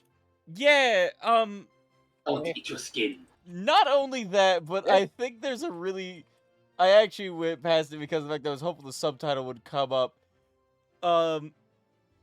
You can see that the other one of the baker's dozen, which is what this group is called, is fallen to her knees. That man's name was Jerry. That's Can right. we say one thing about the Gone. Baker's Dozen? What about They those were poor hyped people? up to be like dangerous and like killers, and No, they then weren't. what's his name? Everybody was saying their names, and then they would like do the shock thing, The baker's then- dozen. and then what's his name? The main bad Jack, guy, Big Jack. Jack. He killed them all. Mr. Horn. Like, Yeah. he killed Literally all all of of them. them. Yep. No one else really harmed any of the Baker's dozen. Jack Horner got rid of his entire crew. The To be last fair, bunch. this screenshot does disagree with you. I mean, this is him setting them up Jack is against it. responsible for this. Jack is responsible for this because he is their boss, and he literally ordered this poor, unfortunate member of the dozen to attack the flower. The thing Even that though you he should has not a do. solution. And this was Like- when he pulled out Thomas's favorite weapon, the unicorn horns. This isn't where he pulls That's out right. the unicorn. No, he horns. pulls out the This is not Phoenix. it. Yeah, this is pulls out he the pulls Phoenix. out Jiminy Cricket, and then he pulls out the Phoenix, and once again Jiminy Cricket's like, the mighty proud Flamethrower. Phoenix. What are you gonna do with that? And then he grabs it by the fucking throat and squeezes it until it starts spitting fire like It a makes for a flamethrower. great flamethrower, right? Oh my god! But yeah, even at the very end, he killed his last remaining ones He by technically using he them didn't- as a bridge. Oh, you mean those ones? Yeah, technically, it's not even that he uses them as a bridge himself. He does use them as a bridge and walks across them. The main issue is that he then tries to drive his fucking tank across them. All the while, by the way, his poor people do it back. Go, wait, no, Jack, no, and then they all fall. Oh, the poor Baker's dozen. They're all gone. Or because it doesn't. I don't think they deserve that fate. Yeah. The last one Maybe they begging did, though. Jack They for could've been help. assholes. Nah, you'll be Is- fine. But this is the near perfect dichotomy that is also central to the movie and its relation and the entire movie's relationship with death. Even though Puss is the only one who has a major, there is great value and importance in really taking stock of the currency of your life. Currency is the wrong word if you're thinking about money, but rather the very mundane and sort of everything things that you have at this very moment that you can think about and count on. Some of the hopeful privileges that you have in your life, even if it's not many or if it's not as much as you want, because sometimes taking those things or making your life out of constantly hunting for those things that should be or that you want may end up giving you a shorter life and possibly one less appreciative of the things that you already do have. AKA, you will not have quick and easy solutions. Instead, what you will have is what happens with Goldie and what happens with Boots when they get to their trial third.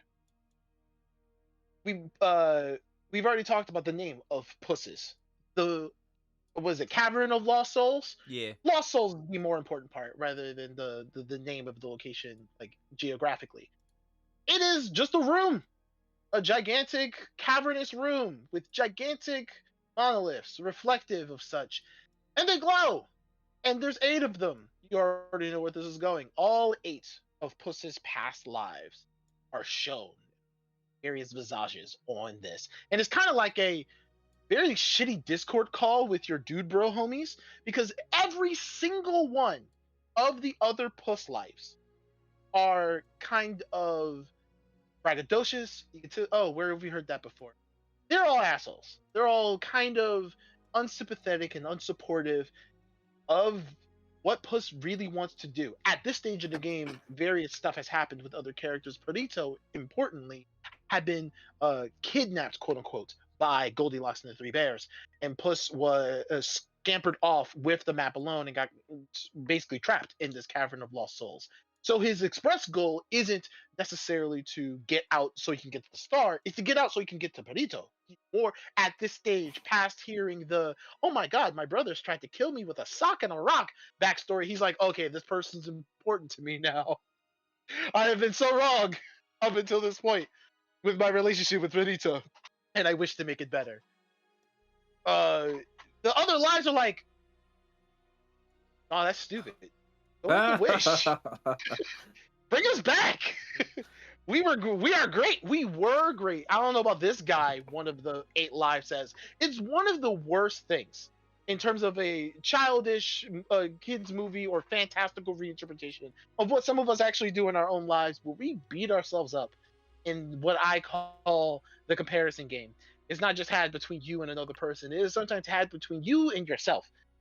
Arguably, I think the more destructive version of it, if you look particularly at your past, because you will sometimes look at your past, maybe sometimes gloriously, like Puss does in this situation, and they have some issue, much like he did at the beginning of the movie, trying to reconcile the life that he has now that is radically different from his past lives, and even more so the legend and acclaim and ego that were attached to them. Of course, being the odd man out in his own life, own 9 lives, he does eventually get out of this cavern, but not because of overcoming something within himself. Unfortunately, no. No, you have a little help. Death shows up inside the cavern. A cavern that no one else can get to. If I could do the Kronk meme, I'd do it right now. I think somebody pointed it out that in this movie, every time you hear Death's whistle is a moment where Puss is about to die. And I think the cavern is the only time he appears when Puss isn't about to die. And that's because Puss was facing his mortality. Yes. That's right. He was contemplating. He whistles at the battle, though. In the bar.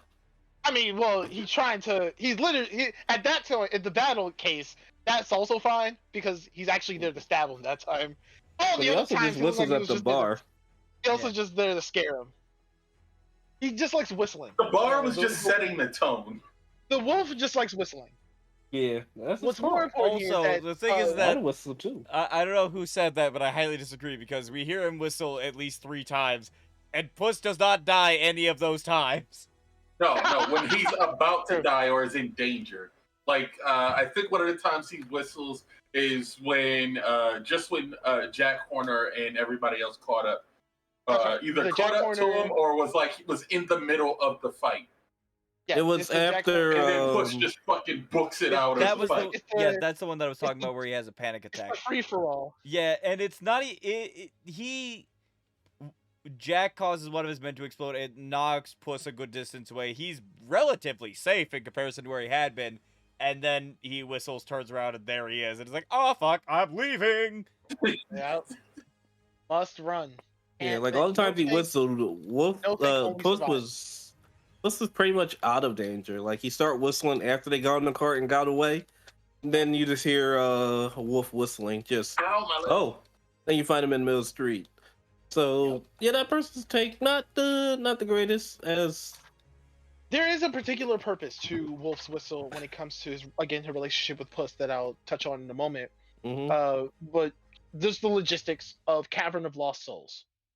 Death is here in a place that was shown earlier to be relatively inaccessible by the other characters, because Kitty could not make her way in the same way that Puss did once the entire Dark Forest transformed in that section. So Kitty was outside, and both of them decided, hey, all right, I'll go get Perito. You get out of there, not get to the star. Just get out of there. Death sometimes shows up, breaks all of the other slabs. I'm a little disappointed, and this is only because the characters that are the 8 former lives are sort of caricatures and not necessarily fleshed out being, even if the 8th one is legitimately a character we knew since Shrek 2. They're all kind of like flippant about Death breaking their fucking monoliths. despite how Mhm. self-centered they were, they showed did little kill to him. no concern. They showed little to no concern, except I believe the last one told them to run. I believe that was the eighth life, actually.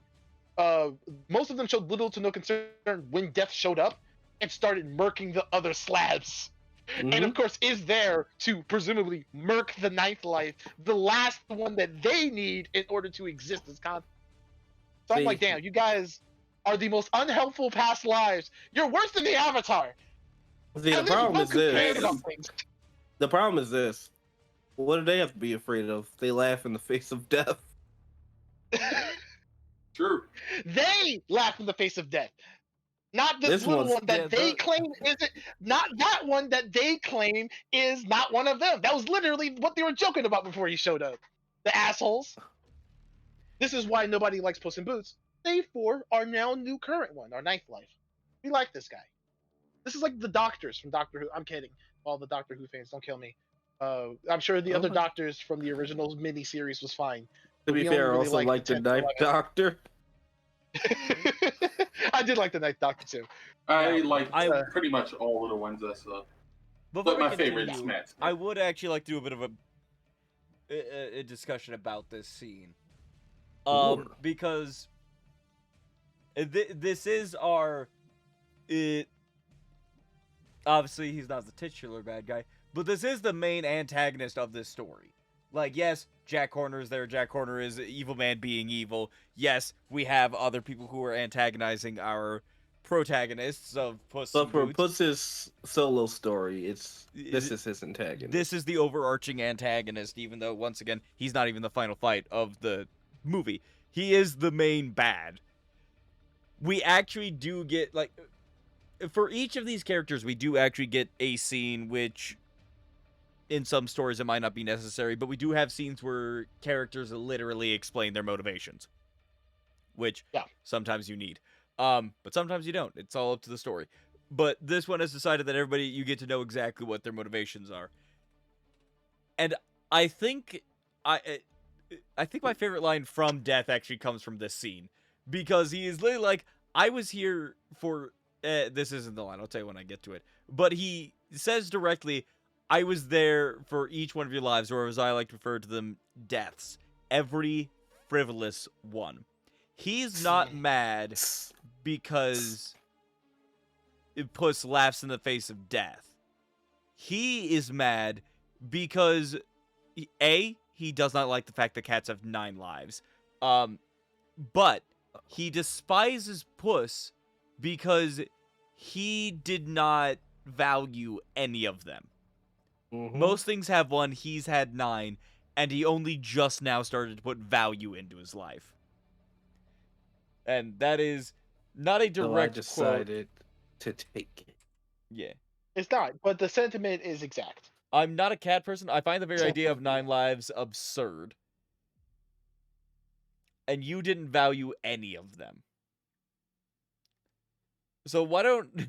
This is where my favorite line comes from. So why don't you, I do us both a favor and take the last one now? And then one of his lives yells, that's cheating. And his response is to throw his little scythe into the crystal that it's in and go, shh, don't tell anyone. And I fucking love that that's his line. Because I'm like, who the fuck would he even tell? You're literally dead. Do you have a manager I can talk to? Right. Will you tell me who your manager is? No. His life. And we all know everyone's. Definitely. We all know, like, the entire fan base favorite line of him saying he's deaf straight up. Yeah, that line. That meme goes around a lot. I'm gonna be 100% honest. I did But not that's like not my that favorite one. line. I loved it. I think it was great, but it went on a little bit too long. Like if it stopped like a sentence shorter, it would have been better. I think let me read to you I the believe entire he line. says, I am dead. Not metaphorical. Not Not metaphorically, metaphorically not or rhetorically. I'm death Right. straight up. But what he or says is, theoretically, or any other fancy way. he literally says, I don't mean it metaphorically or rhetorically or poetically or theoretically or in any other fancy way. I'm death straight up. And motherfucker, that's so many different versions You did not need to say fucking metaphorically or poetically or I feel theoretically like or nah. rhetorically I think he needed to or say all of hype them. I love that. or as a hyperbole I or as no, I a do like it. simile. I I think love the that. very casual, because part of what we get in terms of a characterization of Death is that he's actually fairly. He's not whimsical, unfortunately. That's my version of Death. I like whimsical Death. So DC's Endless version of Death is one of my favorite characters. But this Death is he's chill. He's lax. One of the first things that we see him in is actually the bar, but the very opening fight of the movie against a giant rock golem, there's a crowd of people cheering ongoing Puss's success in this daring act of heroic adventure. And the entire crowd that we see in a panic shot does the wave, the crowd wave. You're familiar if you've ever seen sports or have been a part of sports yourself. The only person in that entire scene that doesn't actually participate in the wave, to my disappointment, but to my understanding, is Death. He's hooded in the dark corner of the scene. You'll be able to see him if you Yo, if decide to he watch that actually yourself with did the scrutiny. wave, that might have been even I thought better. and I said it. I made us pause, and I was like, "Is he going to do it?" Because I didn't see it the first time until noticing after the wave passed where he was positioned. Of like, did he participate in the wave? Because that would have been fun. Let's He did not participate in the wave I feel like I need to because give credit where credit is due real quick. he is both lax but serious about what he's doing and why he's there. Mm-hmm. So I feel like we need to give credit where credit is due. 75% of Wham did not actually notice Death. The 25% that did was Maurice. And Maurice literally went, "Oh, there's Death," and we were like, "Huh?" And we had to pull it back because there he is in the upper left, just in Yeah, I'm the just corner. like watching the wave, and my eyes just glance over and was like, "What's that giant thing in the back?" Oh, that's Death. Yeah. I mean, to be He's there the fair, I whole time. already knew what he looked like. I just never seen this scene. Yeah. So, if I didn't know he was deaf, I would have still picked out that there's a gigantic wolf in the back He is fucking True. huge. in this He's crowd of humans. yeah, he's ever present. He's casual though. The scene, the titular scene, I should say, that starts this inciting incident of Puss's character arc is that Death just shows up sitting at the bar.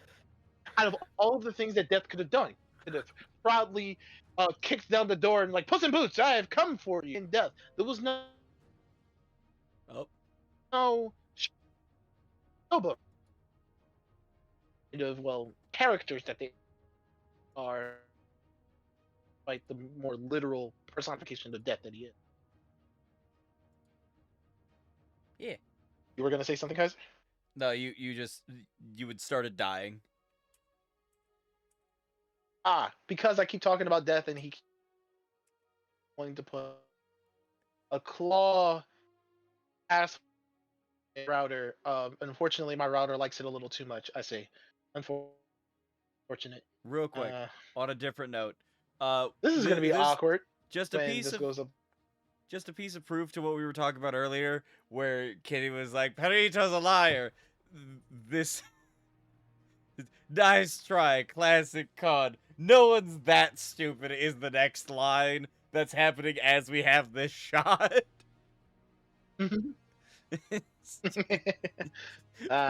and his big oh, old dumb Lord. face. I love him. Speaking of that, Indeed, you can do. I say? Indeed, we do. So everyone's favorite death line is and by everyone I mean like the general audience, is the "I'm deaf straight up." But that's not my favorite death line. I have two favorite death lines. It's the one after he gives the speech that Kaiser was talking about, where he says, but you never even noticed me because Puss in Boots laughs in the face of death, right? But you're not laughing now." And the other That's true. one that is perfectly I can't which one was it? It was the one where they were fighting in the bar. That's right. And let's see, there's two of them in the bar that I liked. It's where Sure. Puss thinks he's a bounty hunter and he thinks everyone thinks they'll defeat me. No one has ever escaped me yet. And I was like, ooh, hinting that you're deaf. Interesting. But it was the other one where he keeps going closer to Puss and just like pick it up. Yeah, That yeah, that's is my favorite line from that him. is a very He prevalent was line. fucking terrifying. Yes. And That one was my favorite. Pick it up. yes, and I actually would like to take a moment to talk about that line because it's a very smart. There are a lot of very smart writing choices that they do to. All right, that was a little bit weird. Sorry, I've got the Wait, first fight in the bar. Before you get deep into it, because none of us spoke Spanish, I did look up the last line when he was after he's defeated by Puss. Oh, the thing that he yells. Yeah, What does he yell? he why the hell did I play with my food? Oh, that's Like, 'cause great. Yeah, Um, but there are subtitles they didn't give us to us. yeah, the Angry subtitles in do not tell Spanish. you what the Spanish things that are said are. By the way, the thing that I said that well, that was weird. Let's see, how many frames is it? Okay, it's few enough frames. So, I would like for you guys to look at your part of the stream if you could for a moment. So Just got him by the throat. yeah, but that's not the thing that I was like, all right, well, that was weird. So this first interaction between them, yeah, it very much is death just wins very easily. And there's a bit of parallelism that I'll bring up in a moment, but I am gonna go frame by frame. I want you to watch the chokehold that he has on Puss, because it'll be very obvious when I'm like, well, that was weird. I can't go any faster, because if I go too fast, then... You could get a cop. Oh my god. Yeah. The Oh, stretch. that's why I'm actually... Oh. Hold on. I was actually going back in time, and I need to go forward in time. You gotta love those stretch physics that happen sometimes. Beautiful. Sorry. That wasn't the part that I was like, well, that was weird. Again, I accidentally went back in time instead of forward in time with the frames. This is the part that I found weird, because he has him in that chokehold, and then he just kind of goes, fuck it. He just moves his thumb across Puss's face. Brings them in nice and close. But scared as hell. Like, are you about to kiss me? But don't threaten me with a good time. Furry. And that's why literally half of the internet consider death. There it is. I've mentioned this before to our friends. Hello, I am back. Death has unfingered my router. For now, at least. Don't describe it like that. This is So- a kids The show. more this happens, I the found more the that other happens, the line. worse I'm gonna get. Yeah, So, I found the other line I like. meantime- Thank you. I would like Yes. to at least get this joke out first. Yep. hit me. Meantime, prior to us watching the movie, I had actually seen a meme over the internet of the funniest thing ever. Since 2016 Zootopia, at least for the memes purposes, every single year we've gotten one animated Canine Daddy, and say hello to Mr. Canine Daddy of 2023, Death of Puss in Boots: The Last Wish. What was the Wait, other didn't it one? come out 2022? Did the movie The other come out 2022? line, I think so. Maybe I don't Oh, remember. my fault. I don't remember. And It it- could have been 2023. I It's mean, whatever the recent year was in the meme. I'll give him the year.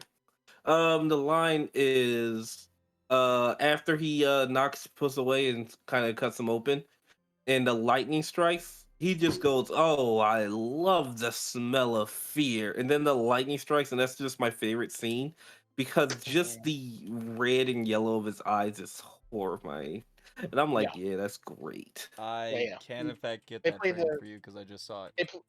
They played the creep factor very well for him. He doesn't appear to be a friendly chap, He unlike has literally everybody else in the movie outside of Jack. Yes, look at him. That's coming for you. Yeah. And That is one thing that I did really like Yeah, about Dark this. Souls fun. It is a, it's obviously a kids movie. This is a cat fighting a wolf. The cat is the cat is using a tiny rapier, and the dog has two scythe swords that Two can big old fold over sickles. into fucking punchy fists. But they do enough to make death. I wouldn't want this death after me. True. I'm a grown man and I own weapons myself. I don't want to have to fight this fucking thing. Pick it up. Pick Pick it it up. up. Which one? That's As basically many- Kaiser and Maurice every time I want to quit drawing. As Pick many. it up. Yeah, the death says pick it up to Kaiser. Kaiser is looking at his litany of both claymores down to daggers. Which one? Whichever Pick one it you think up. is the most fun. All of them. Come on. No. I don't want you to over encumber yourself. That'd be like giving your life away too free. Pick your favorite one. Which one you want to be buried with? I really like the fact that to jump forward in the story a little bit, because I want to talk about the last fight a little bit. Haven't been jumping all over the place. Yeah, you know what? I'm still gonna apologize, but I do it. But there is when Puss is being chased by Death in the Cavern of Lost Souls, he does actually run away, get out of the cave, and then he sees Kitty Softpaws and Perito, who have literally just escaped the bears. And one of the funniest scenes. Yes, but we'll get to that one in a minute because I'm already on this route. But he runs all the way to the star and he gets there and he starts to do the wish. And that's when Kitty shows up and she's like, I fucking thought I could trust you again, but clearly I was wrong. And he does yell at her just before the big fight starts. Kitty, Death is after me. And she's like, huh? And, Death does actively show up at this final fight. And he does this thing where apparently Death has the power of red fire. And he... Also, Mhm. before we forget, remember that thing that we talked about earlier where if you go into it, it kills you. Death walks right through it. Oh, yeah. Happily. I feel like I need to show screenshots of that, too. But, Like, that thing kills people. Yeah, and Death is like, it's whatever. Yeah, give me I a mean, moment. I you will can't find kill the Death. screenshots to... This show isn't this. fucking. This isn't fucking supernatural. You can't kill Death. I not bitch hated made that like part of that. Supernatural. I hated Death that. ain't That's bitch so made fucking like that. This is the last of the Baker's dozen being caught up in the energy wall. And Ah! I'm gonna not risk getting the copyright, so I'll just bounce back and forth a little bit.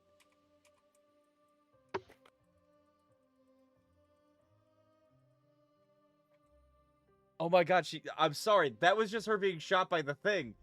Mm-hmm. It's excruciating because No, she's that was her begging being for shot by help. Jack Horner. This is her in the wall. Poor lady. And then she is, Mr. Horner, I need help. And then he doesn't.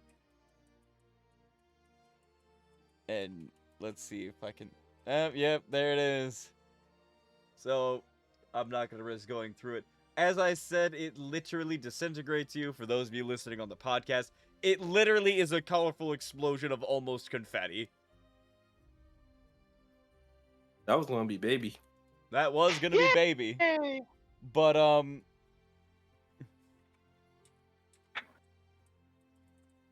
Disgusting. oh yeah, I completely forgot about that. Fucking Jack Horner actually gets beaten twice. He does have the magical things from Alice in Wonderland that makes him grow super big.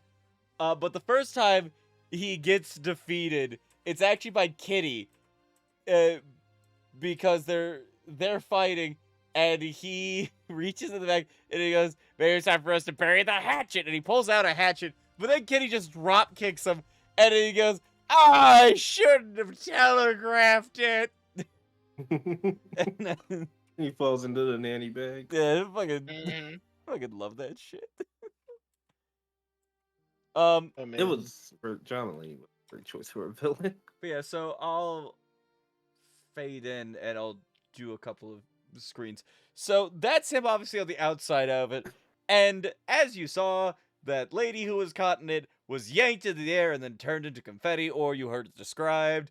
Death just son of a gun. Casually. It's very casual. He just very casually walks straight through it like it's not even there.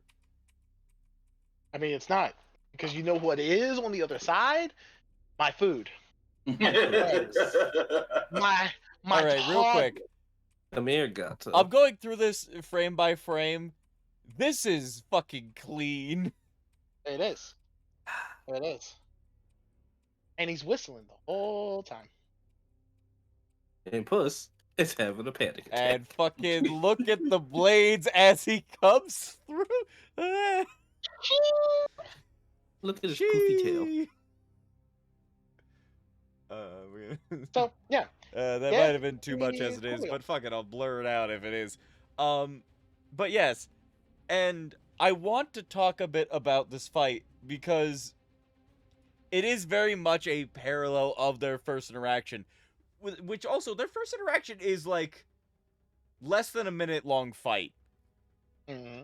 And Puss is standing there, he's got God in his ass that fast. he's got the map, and he can in fact wish for more lives right now. And Death just yells at him, "Are you gonna take the coward's way out, or are you gonna fight?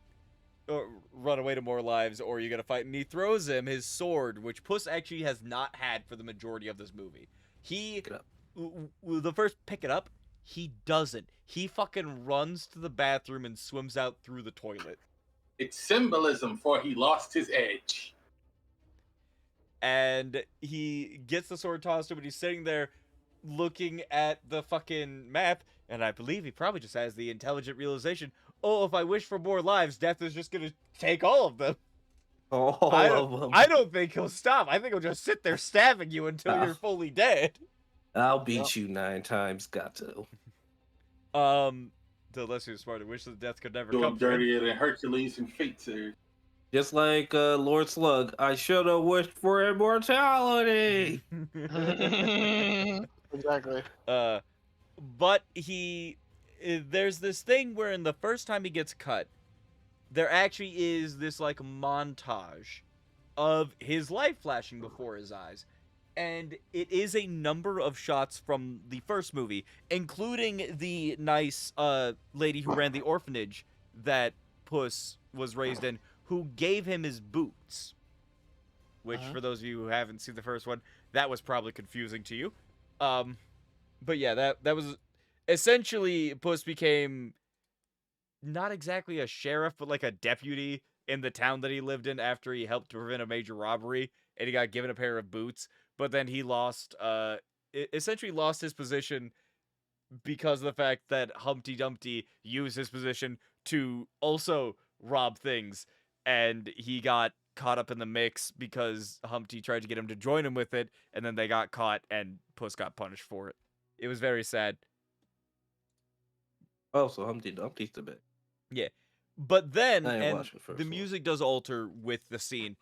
The first one was literally him as a puppy, him getting the boots, and then it was just him getting Him steered as right a away. puppy. Did I say? Sorry, him as a kitten. He was Puss in Boots. Surprise was never a puppy. But then the montage actually continues, and he starts to see scenes from the movie, and Perito and Kitty along with it, instead of it just being him. And he decides that he's gonna fight. And this is where the first parallel from the first fight actually come back into play. Because when the first, his life flashing before his eyes happens, Death doesn't fight us. What's the matter? Lives flashing before your eyes? Because obviously there's more than one for him. And he didn't say anything and he ran. This time, he starts off with the same question that he ended with last time. What's the matter? Lives flashing before your eyes? And the response is no, just one. As he is only thinking about this life at this point. And then he does, in fact, pick up his sword, and he yells a line that I find to be incredibly amusing, despite the fact it makes no sense: the "fear me if you dare," which kind of allows us to... We haven't come full circle. We've made a squiggly line that has arrived parallel to where we were at the beginning. That's really lie. Yeah. Yeah. It curves a bit, but it's not a circle. Well, it's It's a a great circle if metaphor. I drew it on chalkboard really fast.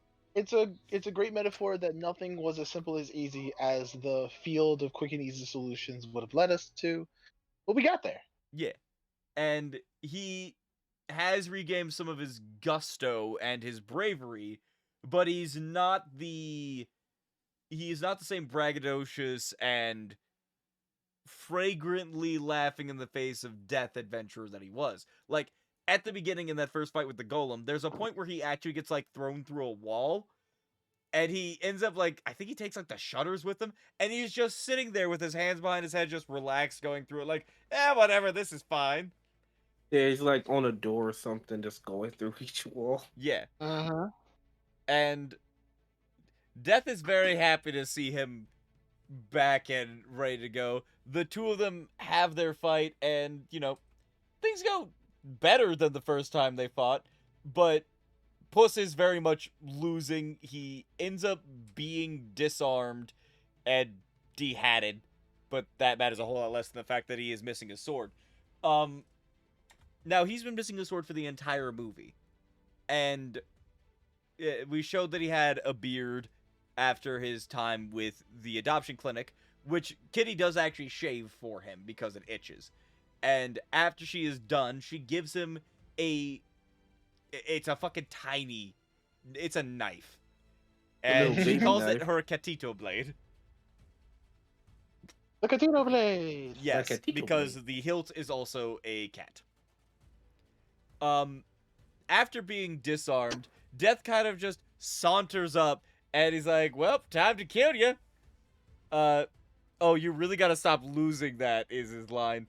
And Yeah. he swings, and I believe we can talk a little bit about this later. I showed this movie actually to my mother, and my mother hates the way that the fight scenes are done. But I think that this shot... Is it the dynamic zooms? There's a lot. Well, again, we'll get into that later. I think that this shot is fucking great, because what happens is Death does the swing, he blocks it with a tiny knife, and then he gets literally spun in a 360 because Death is way fucking stronger than him, and he just slides around on the star, grabs his hat, does the full 360, stops run between Death's legs, and grabs his sword. That's right. What he lost from that very beginning of the movie, and he unfortunately did not show all the way up until now, was swagger. And swagger immediately coincides with the ability to slip and slide across a battlefield Before like an episode of Yuri on Ice. just see what we had to deal with when they brought up Spanish words. Yeah, This is my speaks in Spanish blade. it's just Catito. Yeah, that's fine. I'm gonna be real with you. I think a lot of outside of the full phrase that you mentioned, Death says at the very end, where he's like, "I shouldn't have played with my food." A lot of other Spanish used in this is written not in a sort of like half and half bilingual sense. It's very context based that you know what the Spanish is for. When they say gato, when they say perro, they are talking about dogs and cats. Mm-hmm. When it says the Catito blade, since that's a very custom word, obviously you have to pick up on the I think idea that Catito this is just very a well- kitten. the kitten blade makes I sense. believe so. If that's the case, right? If it's not a custom word, then a lot of context is used with the help of our English language, and possibly whatever native language this is. When it gets translated to your native, you'll understand what's going on. It does just make the bleach effect from the anime bleach effect happens here, where the Spanish just makes it sound cooler. Now, to get back into the parallels, there is a moment wherein there's this move that Puss has been doing for this movie where he essentially goes through the air and just star formations and spins at people. He just cartwheeling. Yeah. The first time he did it, that's where we got that, I guess, choke me wolf daddy moment where he just gets grabbed out of the air. And this time he I'm does... fairly certain he actually did it against the golem as well. He does do it against Golem. He does it technically to Kitty because he gets thrown. He smacks right into her. Yeah. With my favorite line from Papa Bear. Could have done that, big. But this time, he does actually manage to land it right as Death actually, and I'm gonna show the screenshot for this. He lands essentially a drop kick to his head, which I believe normally he's going at them with the blade. And as you can see, Death attempted to catch him with the blades, but closed them just a little too slow. Although the next frame confuses me. Allow me to show you what I mean.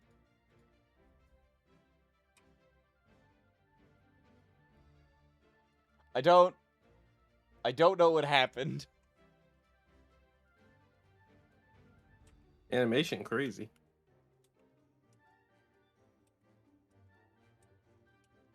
Like, where did Puss go?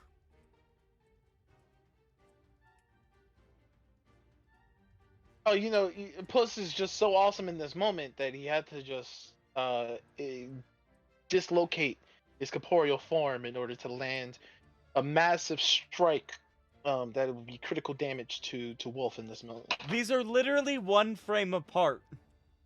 That's right. You see that there's 2 impact points, right? This is the power of dislocating your corporeal form. You choose 2 moments in space-time to exert your will, and everything that you want to happen will happen. I'm sorry. I decided to finally look at the next frame. Look at Long song.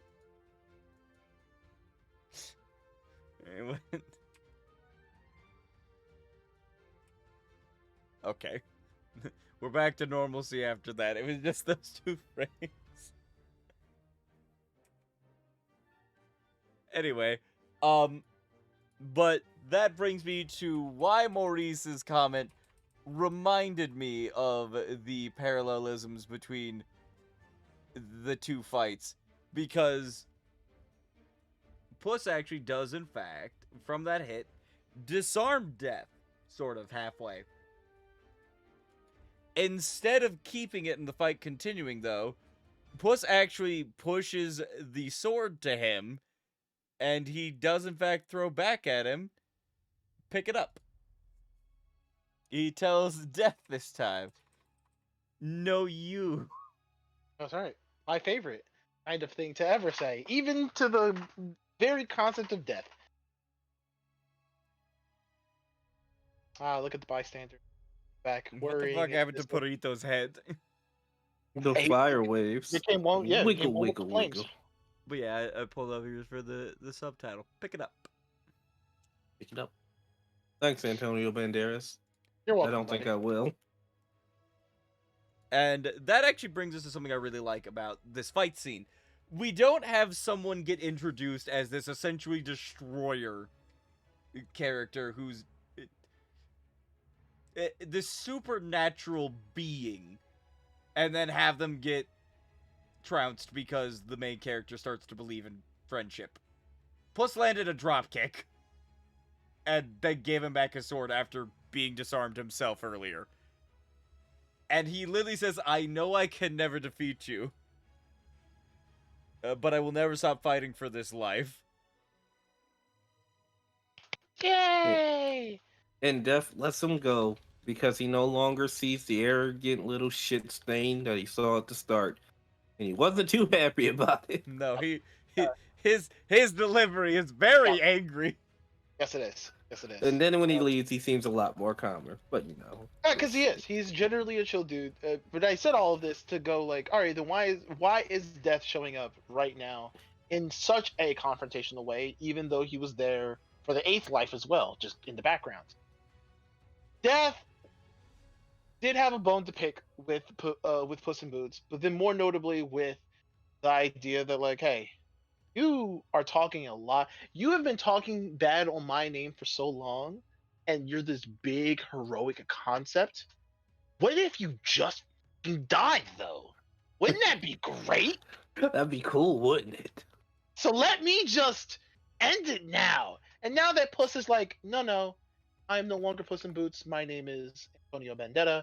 I will have a I will have a loving life with my homies, Salma Hayek and Harvey Gullivan, who voiced Pedo.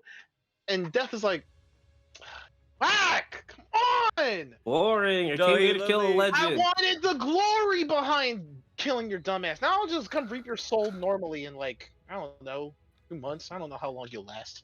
This is also Puss's response to him, like, him getting angry at him, but not swinging. Like, okay. You know I'll come back, right? You know we will meet again. What is it that he says in Spanish, Maurice?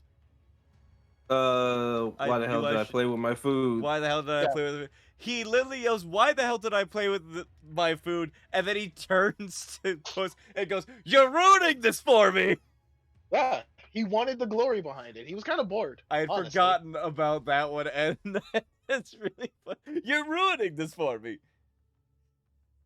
He was very upset. And it turns Huh. out all Puss needed to beat Death wasn't to believe in himself or to overcome any obstacles. He just needed a second weapon. Dual will, people. Yeah, Dual he will. did. He did embody the Kirito school of get your problems done. Get your problems Yeah. solved. I would like to read these lines. I came here for an arrogant little legend who thought he was immortal. But I don't see him anymore. Does a fucking weird spin with his blades and sheathes them. Live your life, Yep. Puss in Boots. Live it well. And then he walks to the edge of the fire and looks over his shoulder and goes, "You know we will meet again, right?" And then Puss's response is, "See, what was it, Lobo Muerte?" So if he said Lobo Muerte, he really just called him the Wolf of Death. Yeah. Wolf of Death. Let me. You know the one thing that kind of I'm gonna I'm kinda- check that one. disappointed in a bit, but you know I'm not too disappointed in. Kind of Almost. sad Death didn't come back to take Jack Horner's soul or something. I mean, Like He's What he's he always got there was- invisible, but like I said before, he got what's worse than death. He comically got wrapped into a singularity explosion and just yeeted off into fuckface space. And at that point, I'm not even sure Death is like, nah, that was handled he's without my gone, doing so. gone. Thanks for that. Thanks for doing my job for me. I guess it's not like I literally depend on this for existence. I was wrong. He says "Hasta la muerte," See you in hell. but according to Google Translate, it means "to the better end." Mm. What? To the end. Allow me to look something up. What does "hasta" mean? Asta means go-go. Hasta del gato. It does mean until. I'm sorry. We are mostly black and white. We don't speak the Spanish all too well. I mean, I speak a little Spanish. We don't speak the Spanish all too well. Do you speak enough to have a fluent conversation with Pedo? See, Nice. I could ask him how his weekend was, which is a surprisingly complicated thing to ask in Spanish. It's como estuvo el fin de semana. Oh.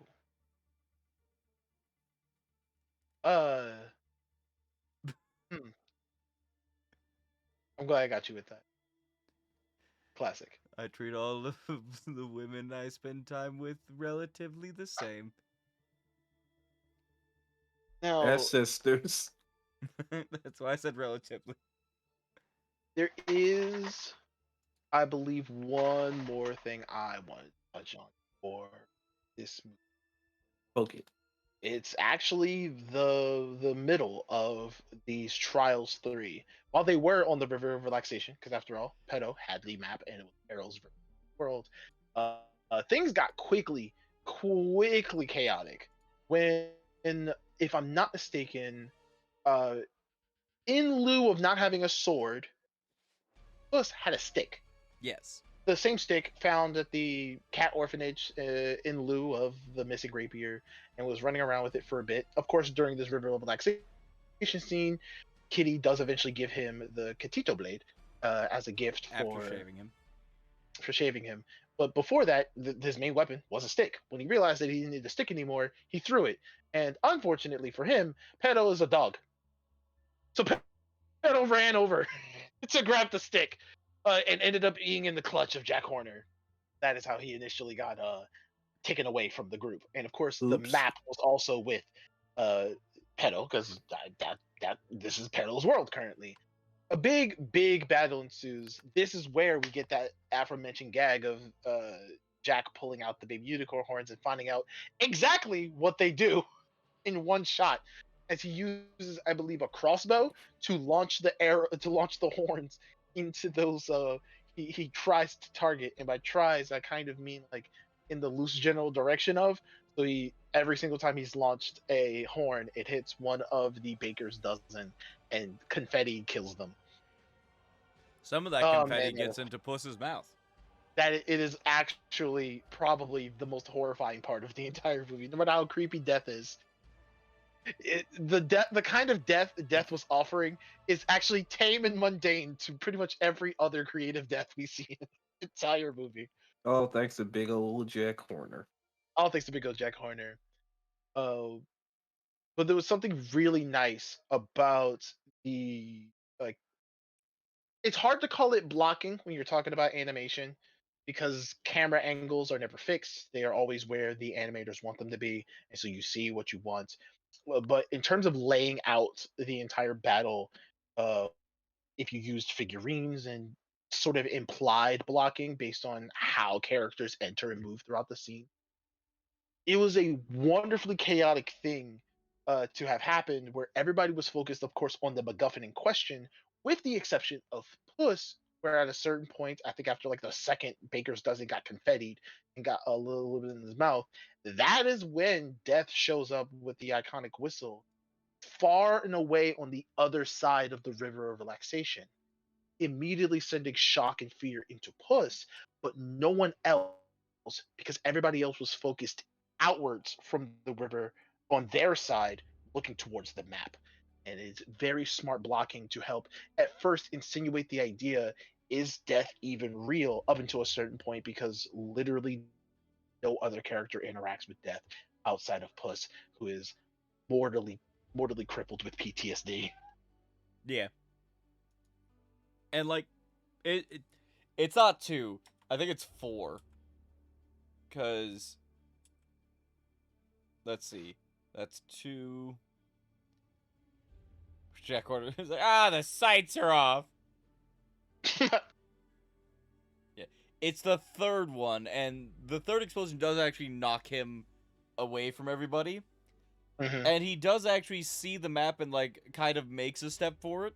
And the moment the first whistle is heard, his hairs all begin to stand on end, which is something that DreamWorks did animate very well, if you ask me. Wherein, like, Yes. show the. I'll show the. You can see screenshot. the cat's equivalent of Goosebumps, or the actual equivalent of Goosebumps, because those with hairy arms also experience this. Their pores and stuff tighten. Yeah, so you can see it on his right arm, or the arm to the left for us, where all the fur is standing on end. This is something that we haven't necessarily talked about, and it wraps very well into the relationship that he has with Pedo in this movie. Puss gains PTSD.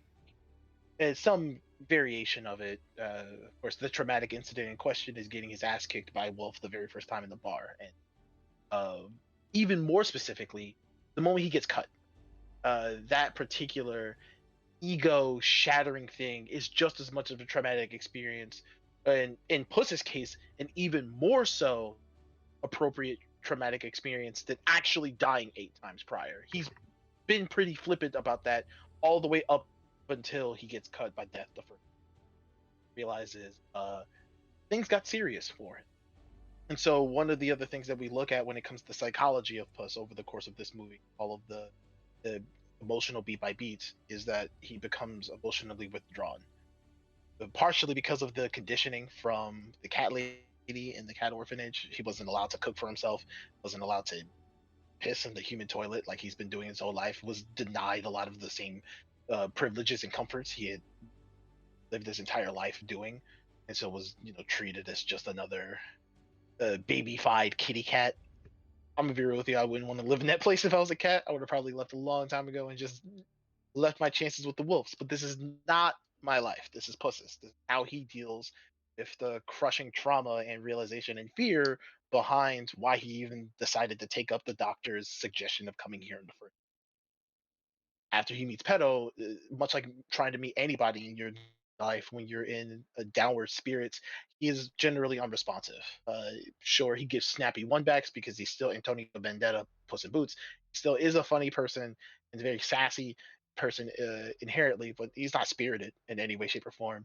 Only until after, of course, the Goldilocks and the three bears come to this orphanage to look for him at the time to hire him and enlist his services to find the last wish, confirming Puss's rumor that he thinks it exists.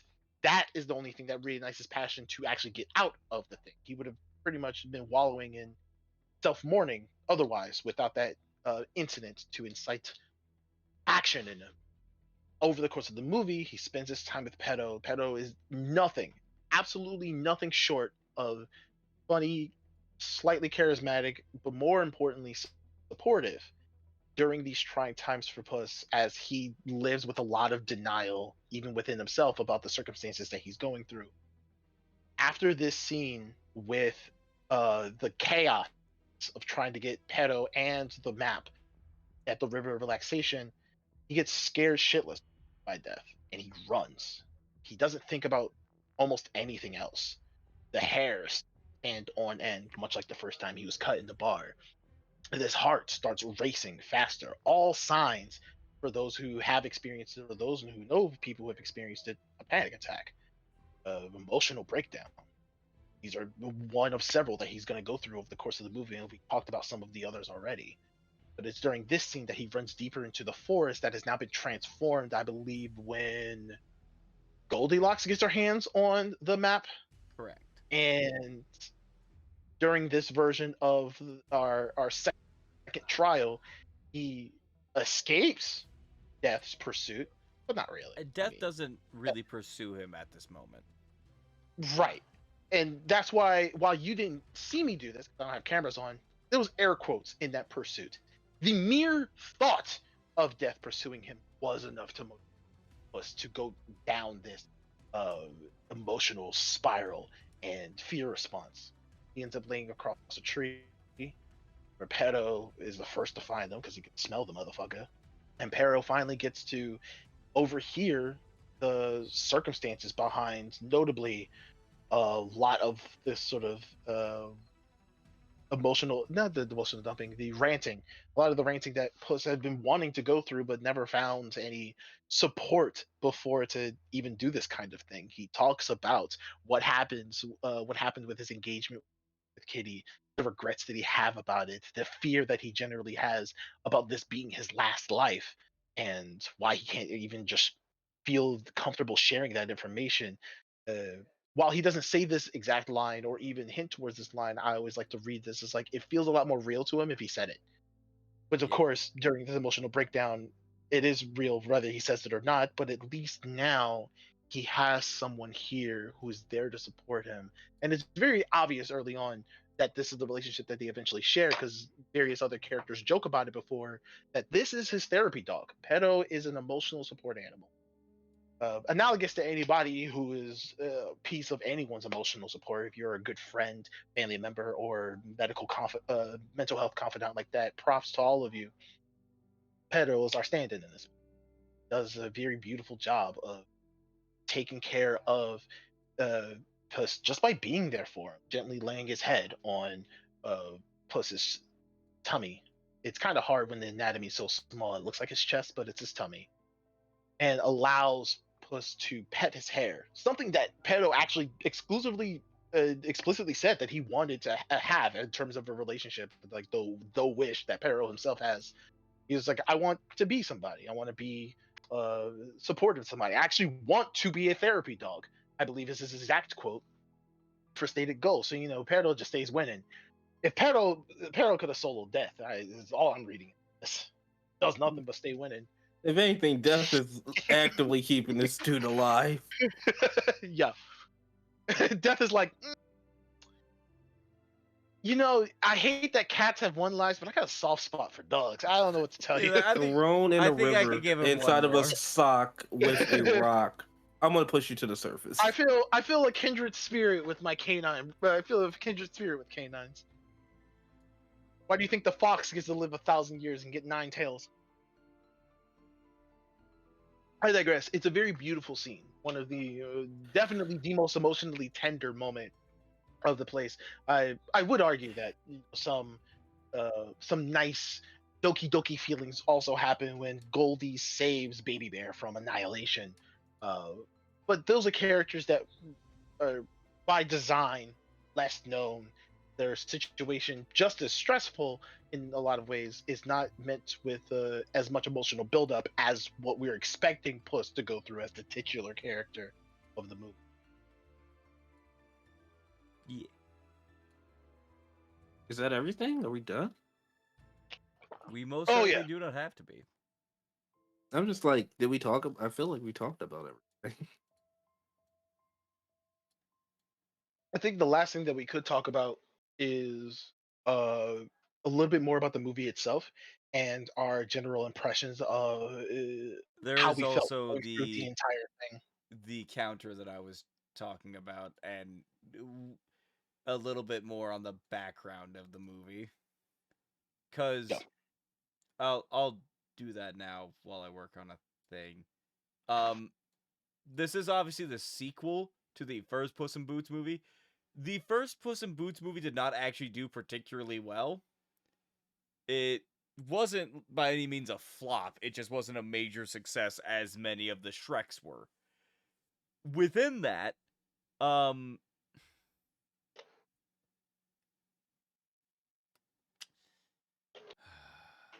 this movie did get a much lower, not much. The first movie's budget was 130 million. This one's was, I believe, 90 million. Although it could be off on that one. It is a odd in the tens million. Now, in the grand scheme of things, that's a lot of money still. However, that does mean that there were some corners that had to be cut that would have been able to have been left in if they had had a higher budget. And one of those things where it seems like, and I do not mean this as an insult in any way, shape, or form, one of the areas where they may have cut down on the budget a bit was with the fight scenes. The fights are done in a purposefully lower quality than the rest of the movie. It's Mhm. very cartoon-esque. I think in a good way, but I keep making reference to how it's an argument. My mother actually, when I showed it to her, she was the one that was like, yeah, no, I don't like this. I personally had no problem with it. I enjoyed it, but it can very much be a turnoff for some people watching the movie. I get not only where your mother's coming from, but I get why it's so jarring.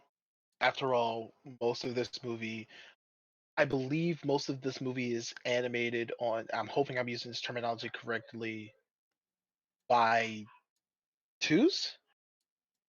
Or is it by ones? Where pretty much every single frame The sit down scenes, the casual non action scenes are animated pretty much frame by frame in order to look as smooth as possible when you're transitioning from scene. But I believe the fight scenes themselves are animated by twos or like a half step, and so they seem intentionally choppier, but also can look more dynamic when you see the pose change so suddenly, as you were seeing as you were here on stream. Sorry for the podcast listeners only. There was a scene of the fight scene, but the last scene between Death and Puss in Boots, where if you look from one scene to another, Puss just like straight up disappears as the hit I call it hitbox animation, but that's my video game lingo talking. I'm trying real hard not to substitute my ignorance with my loose expertise. But you see a lot of this, what looks like animation errors, and there may be some. I'm not gonna pretend that I understand everything that's going on here. One thing that it looked like for me, and very fascinating too, it reminded me a lot of the style of technique used in Into the Spider Verse 2018 movie. Some of their action scenes as well, and some of their gag comedy scenes also animated this way for a more uh, comic book, in their intentionally comic book expression of what was a fully 3D animated movie. And I think a similar thing is used here because comic books, or at least the sort of iconography with the dynamic poses and striking visuals, is a key hallmark of its action. And since it's only being used here in the action scenes, notably against the fight with the golem, Death the first time, I believe the action scenes with Jack Horner in his office, and then eventually the what I'll call the absolute chaos that happens in the river relaxation. All of these scenes gain that sense of actiony feel, for lack of a better term, because of the design, because of that intentional change in frame by frame animation. Yeah. But it also doesn't matter if you're not a person that is into that kind of thing, or knows that this is or agrees that this is a beneficial choice. If you It just don't like it, it is also possible to look at just about anything and be like, ew, no, ugly. And, it fine. I found it a shame. Like, she liked all of the movie except for the fight scenes, and but she disliked the fight scenes so much it ruined the rest of the movie for her. Oh, poor Mama Kaza. Yeah, Mama Kaiser I did also know. say a thing that hurt me. Oh dear. What did she say that she didn't love you? She said Don't just. Farito was a bad dog. Oh, that is so mean. No. I'm asking. I don't know if that's what she said. Oh, I say Mama Kaiser probably wouldn't say that. She has like there's three dogs in her home collectively in any given. I don't think she disliked dogs to say that about Pedo. Yeah, What no, are you but talking? Mama Kaiser did in fact say that she likes the Uncharted movie more than Puss in Boots: The Last I Wish. remember Oh, that. Ah, interesting. I My mean, mother partially likes because Uncharted though, so she likes the video game series Uncharted. no, No, Okay, the I'm movie. about to say. Tom Yeah, yeah. Holland she Uncharted. likes Tom Holland and Mark I'm Wahlberg. I I was think she also likes because Mark Wahlberg. I don't think she I'm about likes to Tom say Holland. also Of course, Mark because Wahlberg. the Uncharted live action movie isn't animated on twos. I mean, we could. It's fluid We throughout all could. of its action. We could animate it It's on too. hey, Tom, you want to be animated too? Listen, all we have to do is go into it, and for every action scene, just remove every other frame.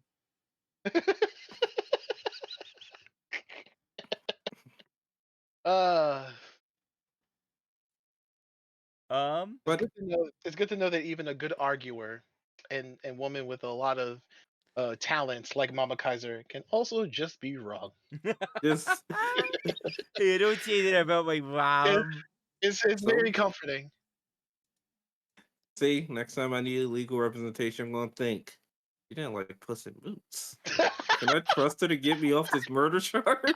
Why are you on charge for murder? I don't know. Because because Maurice cosplayed his death and got a little too serious in roleplay. Oh man, that furry convention didn't end well.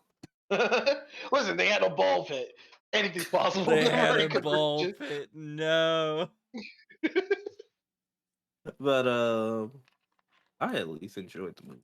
It's good. Then I Yeah. believe that we are actually down to our last segment, unless anybody has anything else to add. No.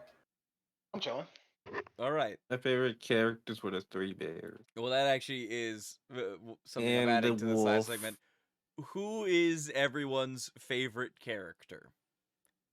Do we want to do one good guy and one bad guy, or do we just want to have it as one overall favorite character? I'd say one for One overall favorite. overall. Yeah, one overall. Overall, we'll start with let's go opposite order. Let's go Roz first. Yeah, this should be obvious. My favorite character was Death. Yeah, makes sense. Makes sense. Edgy boy. With a close shout out to Perito. I wonder what Ross would choose today. Now. Diff. I very easily can say that my favorite character is Perito, and I would like to read out without the Without the censors or with the censors? I cannot do it without the censors. So Sure. we mentioned earlier that Goldie and Baby were digging on each other a lot. And what happened at one point is they were digging back and forth at each other while they had Perito captive. And since Perito was there and he is the nice guy that he is, he was kind of like shouting encouragement to both sides. And then I forgot about that scene. God damn it. I did not. And then Baby gets really mad when he basically says, "Damn, Goldie got you there, bro." He didn't say damn, but you know what I mean. And Baby goes down to him, and he goes, "Shut up, mutt, or I'll gut you from, what is it, pooper to snooter." And his response is to go, "I'm in the mix now." Okay, here we go. You're all a bunch of knuckle-dragging, honey-scrounging, grub-bleeping, oafish bleep-munching, mangy bleep-nugget bleep, and your Scooter. Everyone's face to start dropping, except for Papa Bear. Oh no, Papa Bear's expression dropped too, but then he smiled. I like the cut of his jib. The jib. Perito does absolutely nothing but be the most charming character of them. You know, Goldie, from one orphan to another, you won the orphan Look, if lottery. Thomas was a sad character and happened to also Look at be a this. dog. Perito's not as sad. No. His backstory is fucking sad, but everything else about him is a joy to be around. I have a father that's passed. That's sad enough.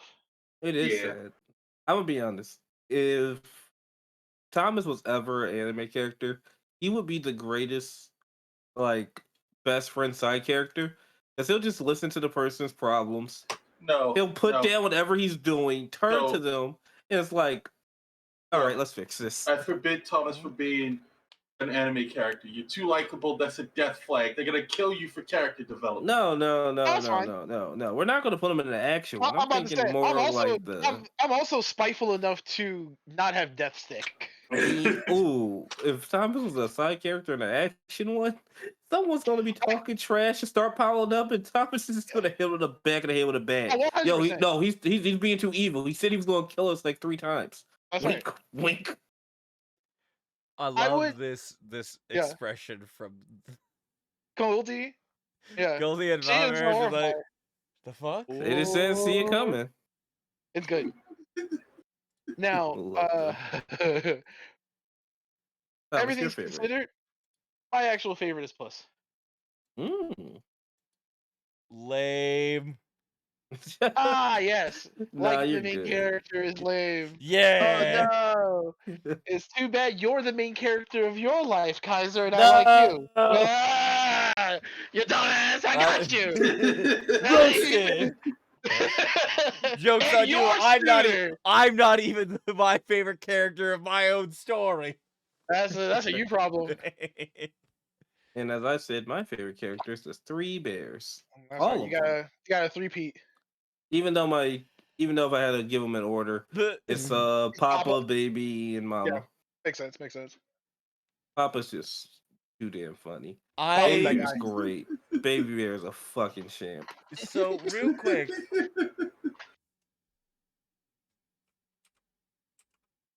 Okay. We're real. We're quicking. I'm What's going on? sorry. I had forgotten that this happened so quickly. Yeah. So this is when he says you won the orphan lottery. I'm switching back because again I cannot show it. I'm gonna hit play at 1:12:19. So imagine, One, if you will, I'll set the scene for you. 3. Imagine, if you will, podcast listeners, that there is a dog on a log because he is currently a kidnap. A dog of Kidnap. three bears. He is currently a kidnap of the three bears in Goldilocks. During a particular moment, after he throws a litany of slurs right back at the bears and gets them, all nice, comfortable, and ingratiated with them, they quickly turn to all of each other, trying to discuss what to do and contemplate even adopting Perito, because Perito's just that guy. They like the Perito cut Oh, of is his for one bib. second. Perito is just that dog. We mentioned, and this is very hard to follow because we've never been following this chronologically. Kitty is on the prowl trying to rescue Perito from the three bears and Goldilocks. So imagine, if you will, a dog on a log 1 second. They look away from dog on the log to talk amongst themselves. And in 1 second flat, they turn back to the log, and there's a wooden dog. It's not with even a all wooden the- dog. It is It's a a fucking pine acorn It's an with acorn dog. 2 blueberries, a stick, and some leaves in it. It And the even You've he been was crimed. literally Perito had a rope around him to activate a large bear trap, And she put the rope and on it. she took the rope off of Perito, put it around this thing, and then what makes it worse is that Baby sees it and he yells, "Where'd he go?" And he punches the pine cone with the rope on it, which then of course activates the trap. Yeah. I love them so much. Yeah. And then Uh, it gets worse because there is also a beehive. Yep. And when they activate it, the beehive falls down and lands directly on Baby's head. Not to mention the most hilariously saucy part of this elaborate switcheroo. There was a leaf placed in front of Pinecone effigy of Perito that said, "You've been crimed." I Smiley face. just saw Goldie's face sticking out of this. Yeah. Her She's- little she's head. small. Look at how big her eyes are. It's like Because she's being crushed. squished. Can I zoom in? These are that's a lot of meat. You she's tried really to get big a right now. trace of her. I just Also, a Yeah. thing that we did miss through the entire Goldie story is they did get their hands on the map for a second, which led to the reveal of her wish. By Correct. sending them back. it led to the true nature of her heart. Yeah. That's right. The map knows your true nature.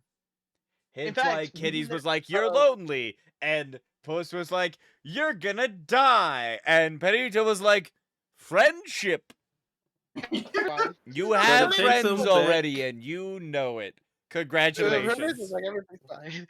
So we did discuss Perito's version of the Dark Forest, Puss's and Kitty's. We didn't actually discuss Goldie's because it didn't matter up until this very moment. One of I think we the only most see important one. one.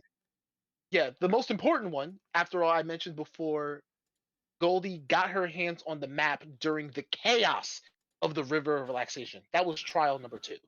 So at that point, the only trial left for any of the characters to go as they make their way towards the star is whatever their third one would be. Goldie's third one, while I don't remember its specific name, The is the nostalgic kid. pines.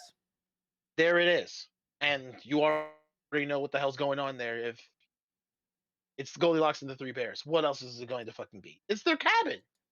It's their cabin. The bears, they Happy as love shit. it's They love chill. being home. Their porridges are all there. Their beds are all there. Papa Their Bear's favorite honey is recliner is there. all nice and great. And Goldie is the only one particularly sweating and stressing because obviously this is her map, therefore a trial for her, not necessarily for them. She is losing I'll say control. She was losing the focus of the bears that they are all immersing themselves in the comforts of home that notably she doesn't have any of. There are no particular effigies or decorations specifically attributed to her and her presence.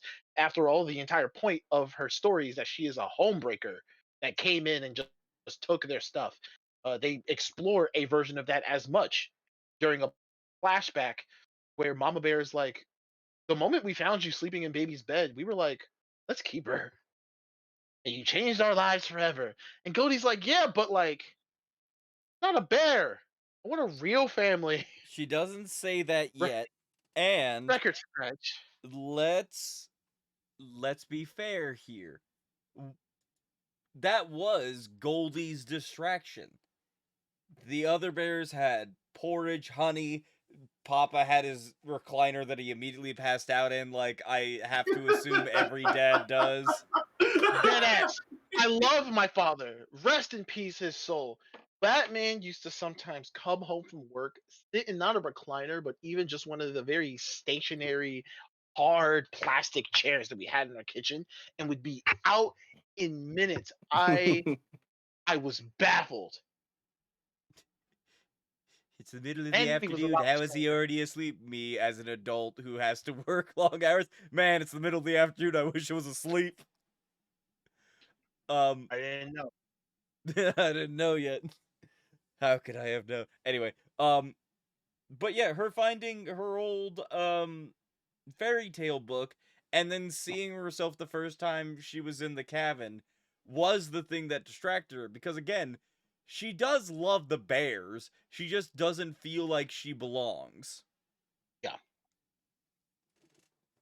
And is that Fix because it. she's, I don't want to call her dumb because that's the wrong word to use. This is how a lot of people feel, especially when they have found families. They're like, this is great, but I don't know if I belong here. And it's something that also it can be attributed to a lot of creatives. Just when they get into in groups within their chosen field, a lot of times that nasty imposter syndrome pops up. And, no matter how much you have earned your spot, position, or accolades, or families in this case, sometimes it just doesn't feel like you belong to be there. Poor Gold. Yeah. So yes, Still hate her wish. she's a bitch for that wish. But she overcomes her bitchy nature. Look, if she could have just said that she wished for both of them, like both families to be fulfilled, completely turn it around. I wish that there was a second version of me that was a Let's do bear it. that could live with this Sorry. family, and that I, the me version, could live with a human family. That way everybody then- gets a Goldie. And then the map Yep. says, lol, no. Lol, Too no, here's complicated. a slightly larger cabin. Too Yeah. complicated. Technically 2 wishes. I'm not doing it. Literally, an entity comes out of the stars and go, yeah, you're gonna have to... Your limit is 25 words. The other one still is from, just for her to be wish The for her limit to is be a 25 bear. characters. Well, yeah, that is the movie. My Goldie, I'm gonna need you to calm down. I would have loved if she turned into a golden bear. That would be That would great. be kind of cool. Now, that was the first part, and this time we're gonna go in reverse order. Just a very basic 1 Just to 10. us. We've done this with all the books we've done this with all the movies, but we're gonna keep it simple this time. Just a simple 1 to 10. How would you rate the movie Maurice? Overall? Yeah. Unless you want me Oh to get my man. notebook out and find our normal stat Yeah, sheets. cause I mean, I'm used to breaking it down. All right, here we go. That notebook. Listen, I'm almost out of pages. Well, open that Word document. You get with that spreadsheet. All right, the Discord can in fact pick up me going through the pages. I can hear it. You guys can hear on Discord? Mm-hmm. Oh, this is a very loud notebook. All right, give me a moment.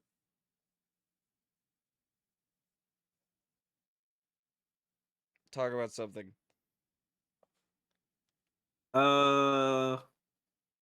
So, I got to admit, I am still wrapping back to one of the earliest conversations when the stream started, or recording started, more specifically. I am excited for some upcoming movies coming out this year. I do hope that some of them give me the same level of enjoyment and positive talkability. This is not something we're that confident doing at WAM because we end up watching some things that often do give us gripes or pisses us off. It's been a really good year for Wham review things. I'm hoping I can have that same kind of experience with future movies. While I did mention Quantum Mania before, there are other projects that I'm hopeful for, and whether or not we actually review them for future WAMs is, you guys are. This is not my life. We do this once a week. I still have 6 whole other days of existence in between them We could add more days if you to need something experience to life. do. No, thank you. I'm out I think here reading it's these been a books, while. hurting me. As I said, and partially because of technical difficulties, we haven't done actually a Sunday gaming in a minute. You I haven't. was curious about whether or not both you and Ross were going to continue doing more Final Fantasy 14. We do intend to do it. We're taking a break. I forget. It was I think it was for Halloween. We took a break so we could do more Halloween stuff, and we plan to go back to it. Spooky. Yeah. But Speaking of then Halloween stuff, a lot of stuff came down on my end that messed my head up, and I'm still dealing with a lot of that, and that's why I haven't been streaming. Makes sense. I've still been speaking doing of a lot of Halloween Sunday stuff, streams. They just haven't we been as gotta consistent. see Annabelle House Party.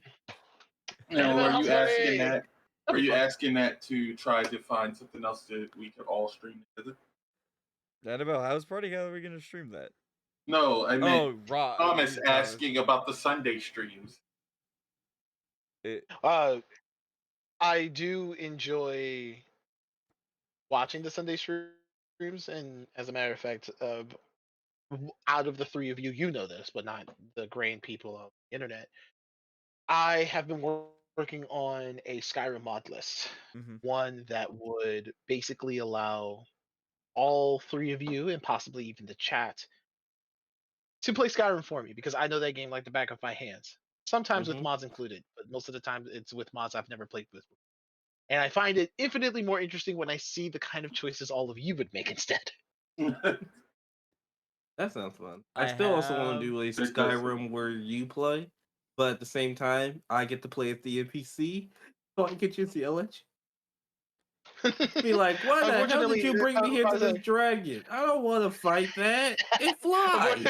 unfortunately, the only one of the probably only ways to get that done is with the Skyrim Together mod. That way we would No, all I be able don't to even. play He Oh together. no, just I don't wants even to mean me narrate. play. I Uh, just want to be the NPC. that I would be straight great. up want to be a follower, not playing, just talking to you. I have the list. Let's do it. All right, At Maurice. least Starting with you. me. The Hi. first one of our categories that we normally rate things on is the setting.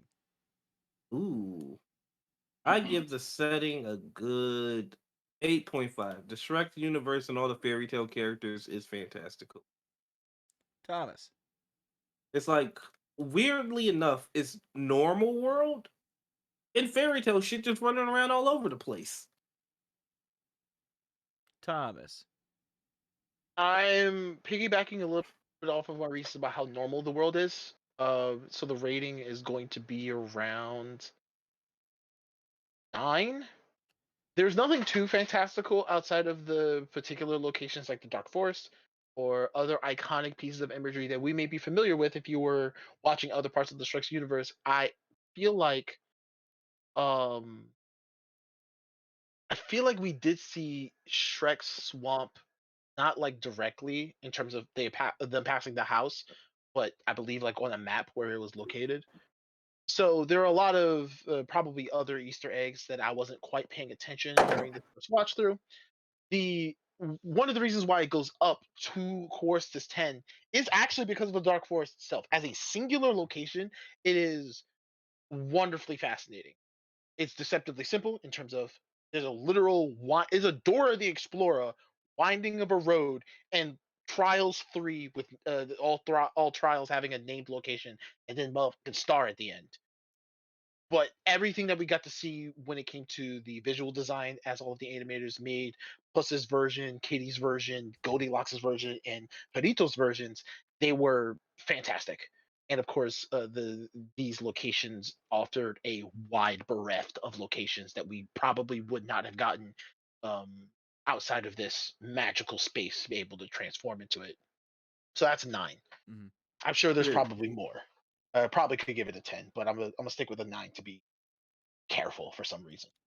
So I said we didn't get to see Jack Warner's world. It's probably just skull and crossbones. it literally just implodes everything.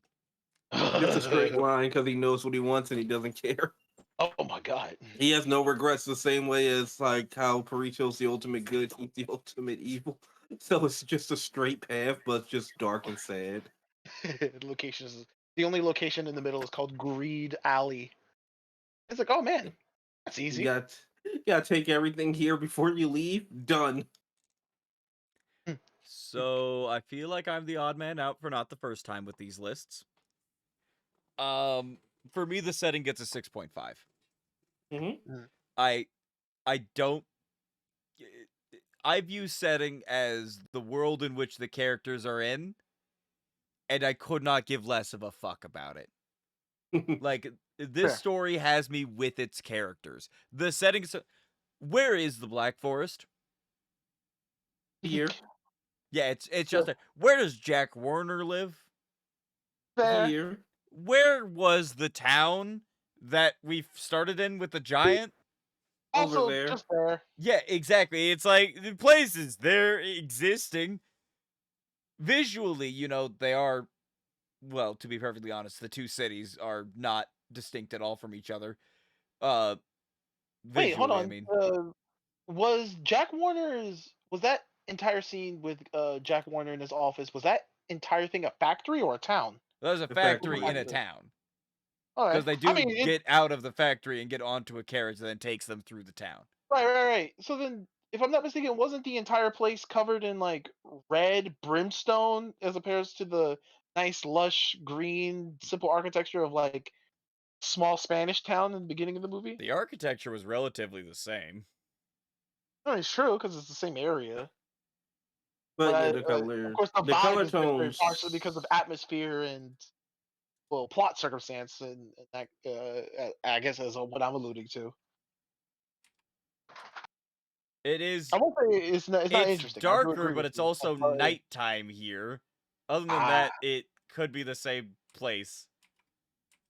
True, fair.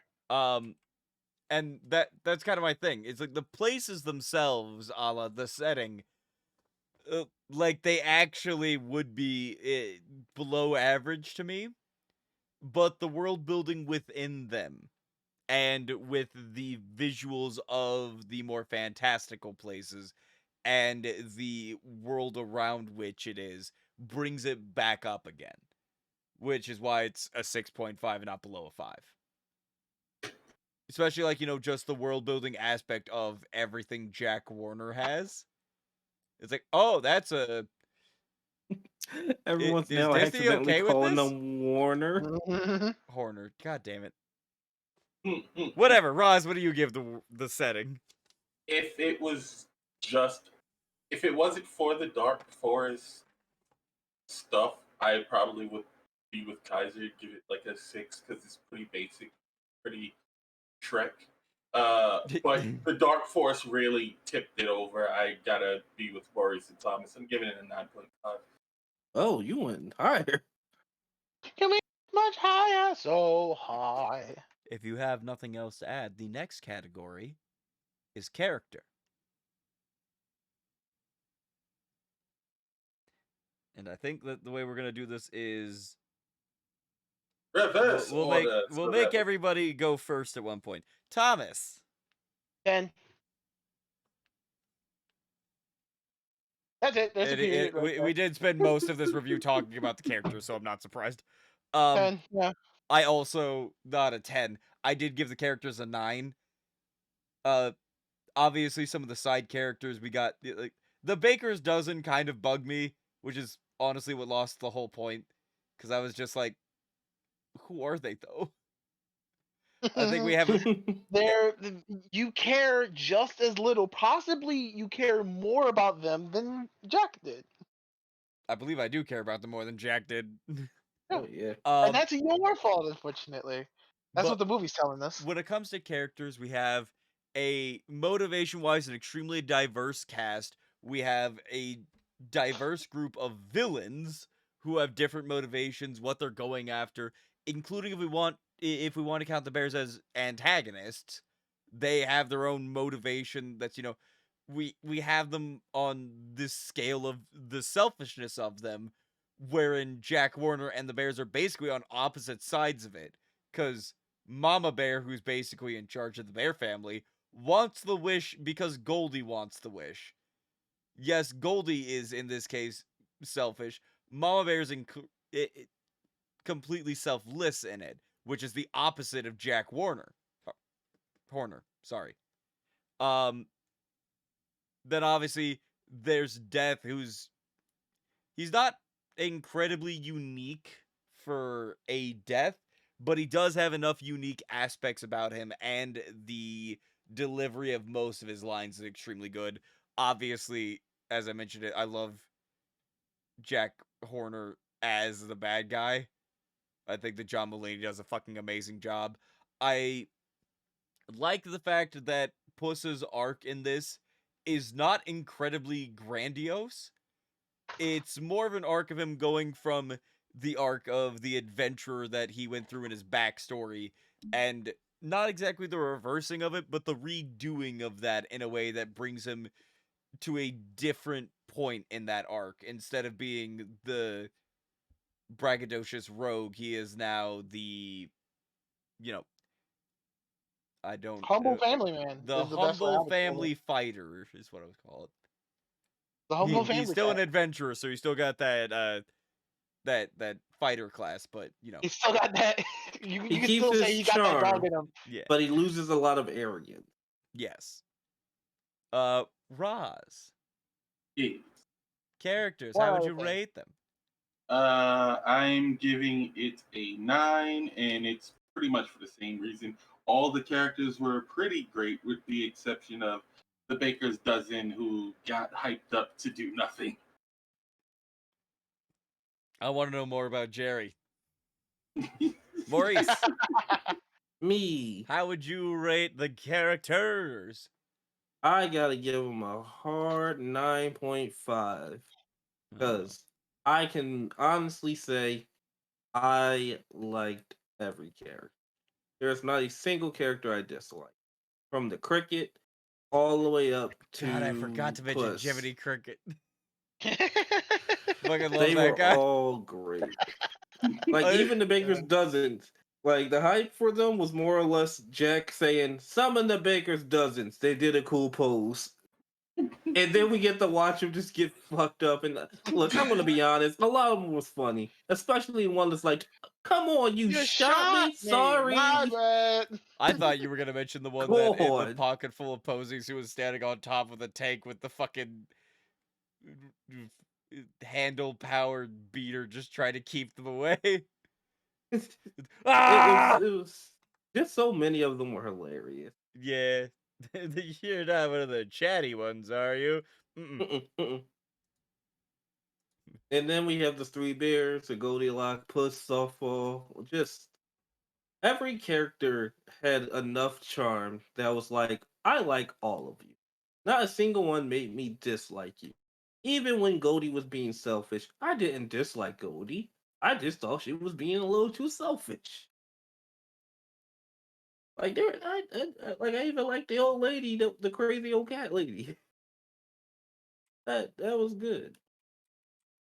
Like it's rare for a movie to do that. The last one who really did that, looking at you, DreamWorks, loved How to Train Your Dragon. And Kung Fu came.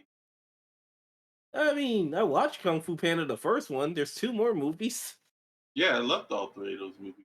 It's good. Oh, the first one. This is a Death and Kind of Jack do enter the Hall of Fame, the litany of DreamWorks iconic villains. DreamWorks out here making good bad guys for no reason. They just don't miss. I do just gotta re-mention the fucking line from Jiminy Cricket now that you reminded me of him. I just fucking love his realization scene. That's evil! You're evil! Why take you so Oh, long? what took you so long? Flick. Yeah. Moving on. So yeah. Like, the only reason why it's only a 9.5 out of 10 is because, I still have a few gripes or something. Little, little bits and pieces here. But overall, these are some of the best characters I've seen in the animated movie. Yeah. And to be honest, I almost gave it an 8.5 because I'm not a particularly big fan of how quickly Kitty Softpaws forgave Puss. But that honestly is probably my biggest character gripe. I'm just like, I I don't mean, know just if I agree with that, but just you know see what, it I as a accept it. reunion of the Zorro cast. The reunion. Yes, thank you. Moving on to combat, and it's my turn to go first. Like you, just as plans, organizer. Justice. Justice. Yeah, actually, hold on. Before we get just onto that, I do have to mention, I think I know the one animated movie that actually has a 10 when it comes down to characters Yeah, for me. sure. And I think it is actually Road to El Dorado still. That makes sense. Those are all great characters, even the evil jackass. The He's evil so jackass, the hateable. leader of the people of El Dorado, Yes, they're so good. Miguel and Tulio, Cortez. The Obviously, chill. fucking I don't know horse. why God, fucking y'all being Cortez. around the Shell Bush. I said Cortez, and I immediately. The first scene we have of Cortez was him saying that he will not tolerate stowaways on my ship. You will be flogged, and when we set into, I can't remember where they were going. God willing, you will be flogged some more. And it's just like that scene is just like you're shot at a camera angle where you have to look it up at him because he's a fucking giant. And it's just like, oh God, it's Cortez. Help. Good. Anyway, Yes. I might Back have to to. these I'd two have to rogues and not those two rogues. have to rewatch that story.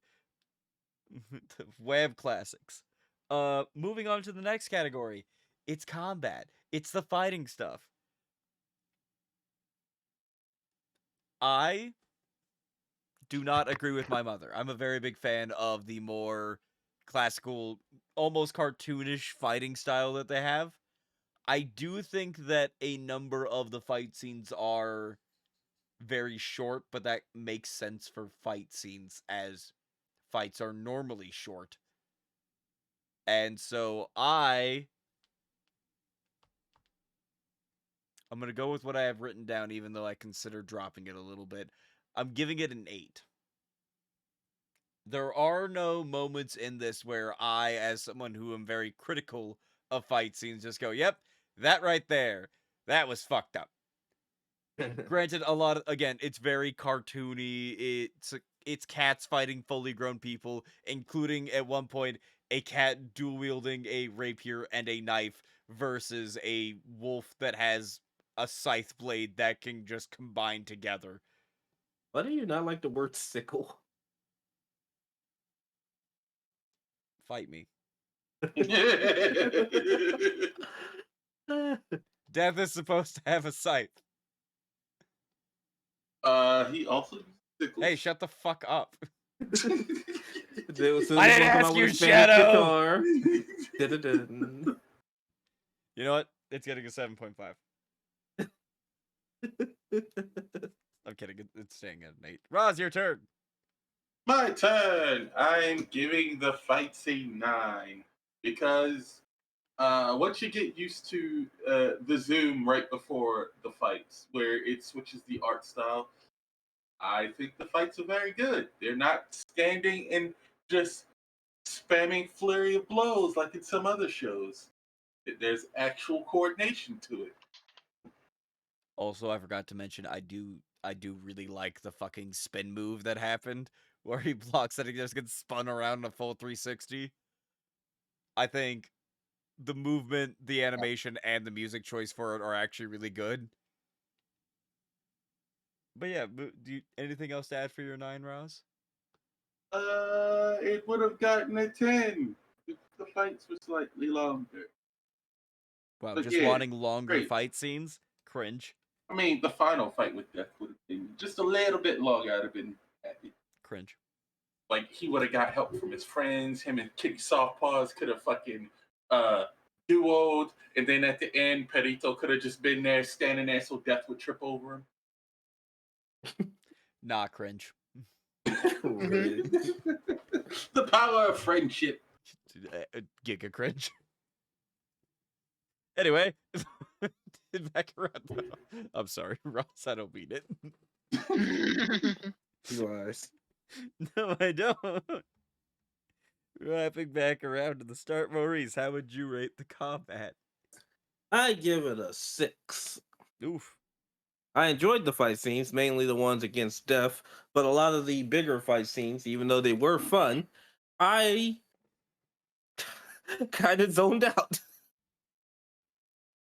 I also, to be fair, I just love every fight scene with Jack in it, because Jack is just this fucking force of chaos. He is a menace. But the fight scenes are good. They're above average, which is why the 6. But, at the same exact time, I kind of zoned out. Makes sense.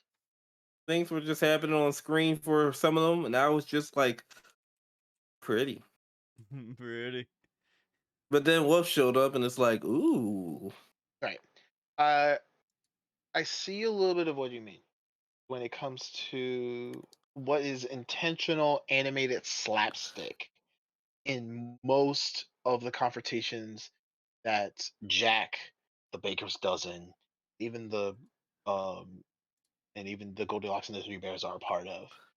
However, this particular category and rating is always much more volatile to personal experience than some of our others.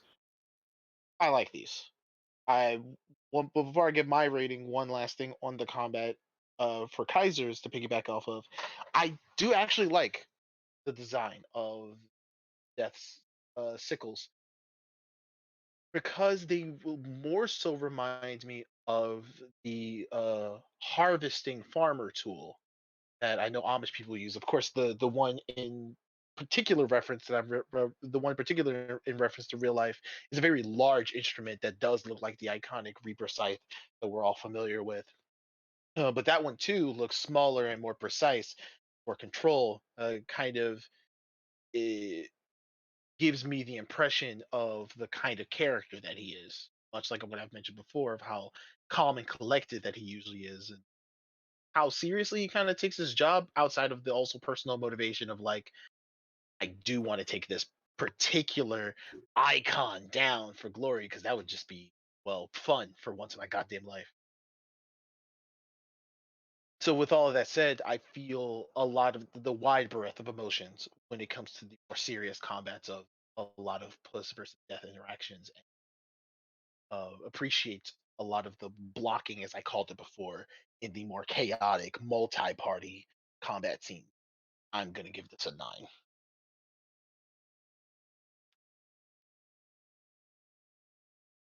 Any final thoughts about combat? Nope. We are on to the final category. Oh, Roz, Yay! how would you rate the story? Uh, the story was pretty paint by numbers. Even though I was spoiled on Death, it doesn't change the fact that I wasn't spoiled on the rest of the movie, and it was pretty par for the course. If you've seen any like Hollywood movies or any Disney movies, you could have seen the plot of this movie how it was gonna end, uh, coming like miles away, but that doesn't necessarily make it bad.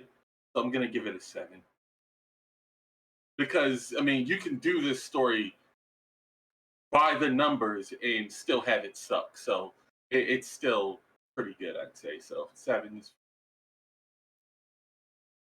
Maurice. I give the story a good old 8.5 because first off, I do love a good rat race. Just a bunch of teams going off for the one prize, and that's what we got right here.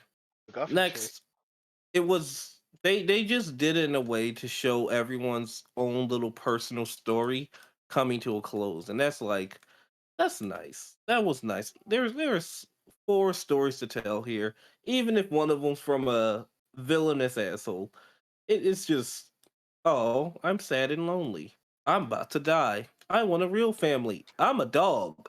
And Okay. I want all the magic in the world. The pedal was indeed the donkey. And it was just so enjoyable to watch them get their closures in their own each unique way. Puss finally stood up to death. Goldie realizing that her family is just found family right here.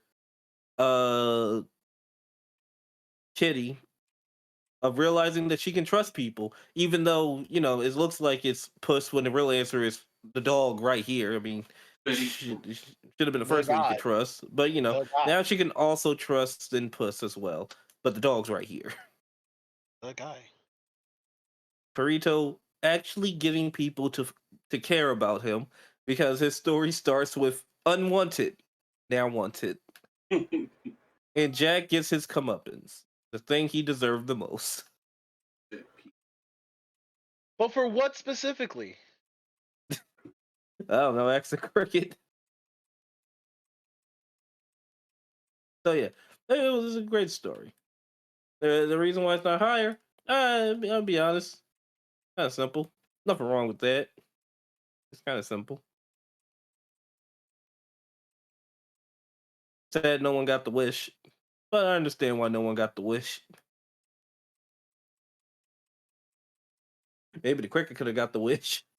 The cricket should have gotten the wish and then wished that Jack Horner was actually a good person.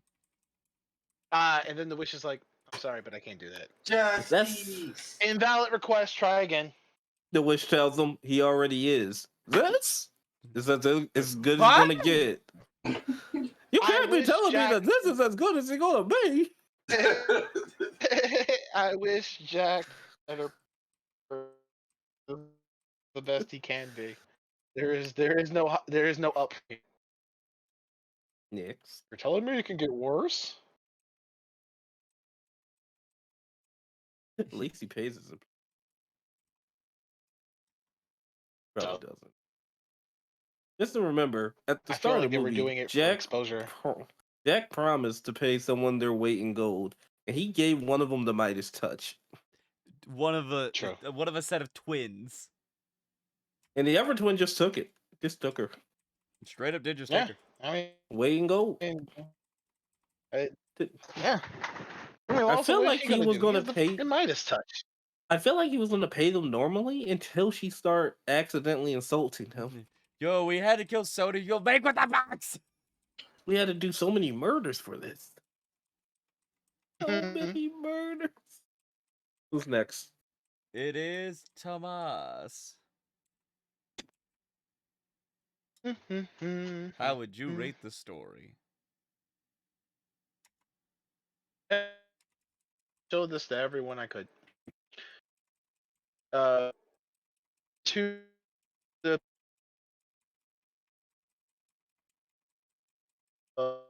actually makes it so effective. Can you repeat that one more time? You're kind of in the process of dying. What? Death is giving a rim job to my router. Why did we get Death is giving I was wondering a if this rim was gonna job to your happen. router? Why did we have to get that demonetized? Demonetized. I'm very glad Death is so in such a loving We relationship can with my hear daughter you, right now. please. It's fucking fantastic. Okay. I know you could. Because the story is very simple. Yeah. It's digest. Easy to discuss on and to extrapolate ideas from, which is honestly one of the only reasons why we sometimes watch entertainment so that we can hopefully learn something more about ourselves or the world around us and be able to engage in that kind of meaningful conversation, hopefully people who have experienced the same thing.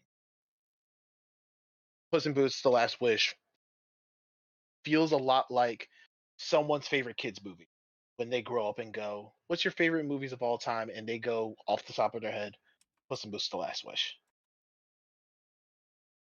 These characters don't do anything particularly specific in universe, so it's never the kind of complicated story or nuanced story, I believe is the better terminology here, than like Lord of the Rings would be, which makes it an unfair comparison to say that that is a 10 and this is less than a 10 because it doesn't have the intricate, complex world building or why these characters go to this place and make this decision.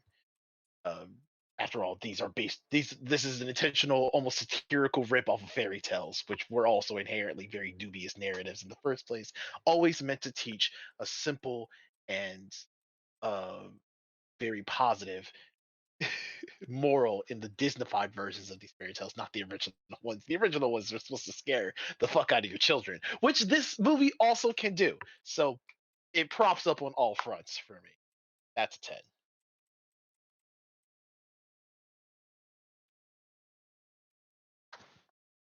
Woo. Funnily enough, I wrote down all of my numbers right at while I'll be honest, while Maurice was talking about the setting, I went through real quick and I jotted my numbers down. Um, Funny enough, me and Maurice agreed exactly on the story because I also gave it an 8.5. Woo! Um, yeah, we all agree it's a relatively simple story. It's technically a kids movie, so of course it is going to be relatively simple. But it's very easy, especially with kids movies, to go, I want to do a simple story, but I want to make it a little bit more nuanced, and for that nuance to ruin the actual message of the story. So the way that they did it, the way that they ensured that while they did add a bit more nuance to certain things, they did not overcomplicate or soil the original simple but good story. There are some things that are relatively rushed. It's got 4 major arcs in a single movie. For an hour and 42-minute runtime, it does it extremely well. That movie was an hour and 42 minutes. Oh yeah, Yeah. It didn't feel like it. I That's know how it- good it because was. That's because you were engaged. precisely. And so it does score very highly for me. I do think that a lot of my enjoyment of the story, I feel like a major thing for it and why it scores so high. I might even actually be on the same page with Roz if it weren't for the fact that I really, really, really enjoyed the characters. And that's a major advantage that you have if you have engaging characters, is that even when interesting people do mundane things, it becomes interesting. Hmm. And so even simplified stories like this, since we have engaging characters, we are more interested to see them do these simpler things. That's why characters are very important. They're not the end all be all, but they should be at least moderately entertaining. For me, characters are the most important. Your story can literally just have 2 people sitting in a room. I thought we weren't doing big sweeping statements. I was trying to dance around the idea. Oh, my brain was literally like, But my man, personal experience, though, Mari says, yes, Maurice, you my, know I agree with you on that front. yes, my apologies. Why is It's, Kaiser being so stupid? it's like you can have a great world But if you don't have great characters, why am I here? Why don't you guys talk about that while I get out of? Calculator. Yeah, I don't feel like doing math. What Mm, time is it? mental 10:30. gymnastics. I don't feel like doing Yes. it in my head. So, The same way I feel for video games of gameplay is probably the most important thing for me in storytelling. All about the character. The story's important, but you can have a shit story with some fantastic characters, and I may forget about your shit story because these characters are great. Like, have you seen Clue? Clue is a shit story with some fantastic characters.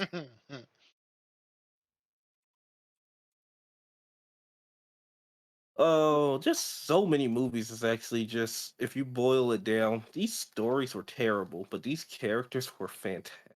Oh, That's not right. Oh, I'm dumb. and just like I look at Minecraft, man, this game ugly as shit. Fun as hell though. I think you can say that about a lot of traditional RPGs, even the Oof. older classic ones. Yeah, looking at Ross play Final Fantasy 7. What the fuck are these Legos doing? You see Chrono Trigger, you see Earth, all of the other series, not just Bound. Yeah. Actually, there's a really old one called Gaia Saga, I think. It was my first RPG on the PlayStation, and my older brother had it, and it was really fun because it allowed you to make your own combos, but there were true combos in there that you had to figure out, so you could test out different button combinations. But you can also capture monsters and use them against your opponents. It was a super RPG, and I'm like, when's that going to get remade so I could play it? Because I don't have a fucking PlayStation One. I would say at this point you can only pirate it with the emulator. It's a shame. You I could know, find it on an emulator, I but it's like, I want that back. You. I have our finals, and I Ooh, feel a little bad about how low I rated the setting because it kind of gives a bad picture. I don't care. I'm pretty sure it's Neither higher than a five. neither will the common audience. They understand your particular nuances and tastes. Let's go. So, starting at the initial order we had, Maurice. Me, Maurice's overall score was an 8.8. hey, that's Thomas's good. overall score for this was a 9.5. Hey, My overall score for it was an 8, That's not bad. which is the hey. lowest, as Roz's final score was an 8.625. In Hey, computations. second highest, go me. I'm one of those assholes that did 9.5 out of 10. This movie's a must watch on Rotten Tomatoes. It is absolutely a watch. Indeed. If Yeah, you you like should go fun, watch you this. should I did watch it. them. I'm Like, one of even though those you were pigs. spoiled, you gotta watch it. Congratulations, congratulations, people of the stream and or listening to the podcast. I am one of those assholes that you now immediately can distrust because it's like, is it movie really that good? You think it's up to you to find that out. I can't speak to your experience. I I do mean, hope you have fun though. To be fair, even if I hate the movie, I still recommend people to go watch it so they can have their own experience. hmm.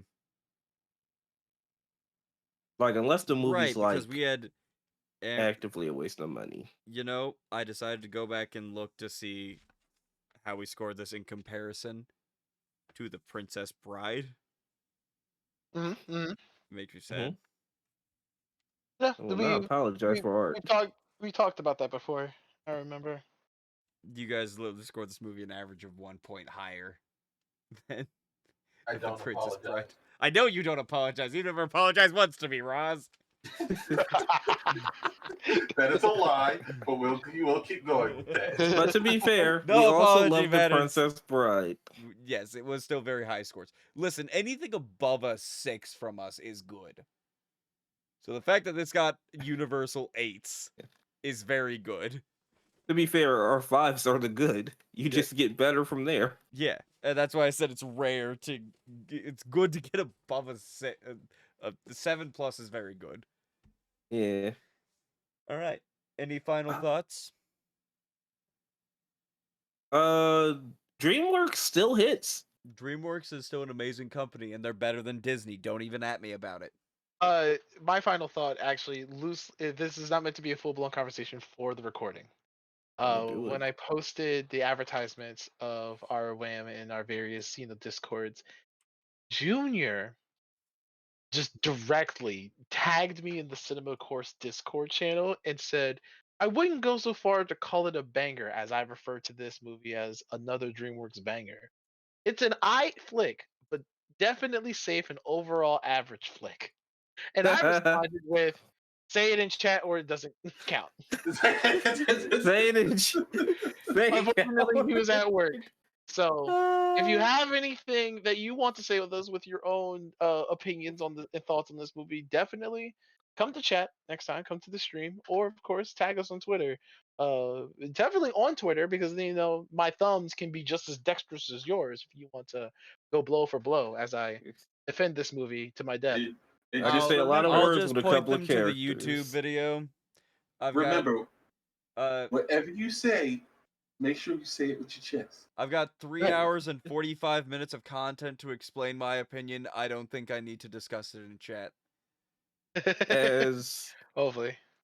as the great Bodie from The Wire said, do what you feel, but be prepared for the consequences. That's facts. All right. I believe that's all for tonight. Yeah, Go make we something. cleared another one. Go make something, yay! Especially if you're at DreamWorks. I request I request the Pinocchio spinoff where I he just goes request around doing more of that public dancing show business. DreamWorks, if you're out there, I need you to not have the How to Train Your Dragon TV show that you have now, and just have it where Hiccup is chieftain. We follow his kids, because I don't know why we're in the future. What? Why are we in modern day with Dragons? DreamWorks, what have you done to me? None of them are alive anymore. DreamWorks, where is Hiccup? Your guys are dead and you're sad. Yes, because at the end, Hiccup becomes chieftain, marries Astrid, and get 2 kids, and we don't even get to follow a hint of that. I want to know what was going to go happen. What's Now the I next do warn you, problems? Maurice. Where's my Boruto? I do. Wait, hold on. I was just about to say that. I do warn you that sometimes direct series involving the following of children come across that particular pitfall of just stabbing the old characters in the back with their now old age. And I will take that risk. I'd like this in the recording for any Boruto fan that manages to find their way to this. Don't worry, we're not going to switch up when the time skip comes. We're still not going to watch it. It's dead. Don't worry, I'm we've right already here. abandoned ship. And I speaking am of right- abandoning ship, go make something. Yeah. Goodbye. Well, but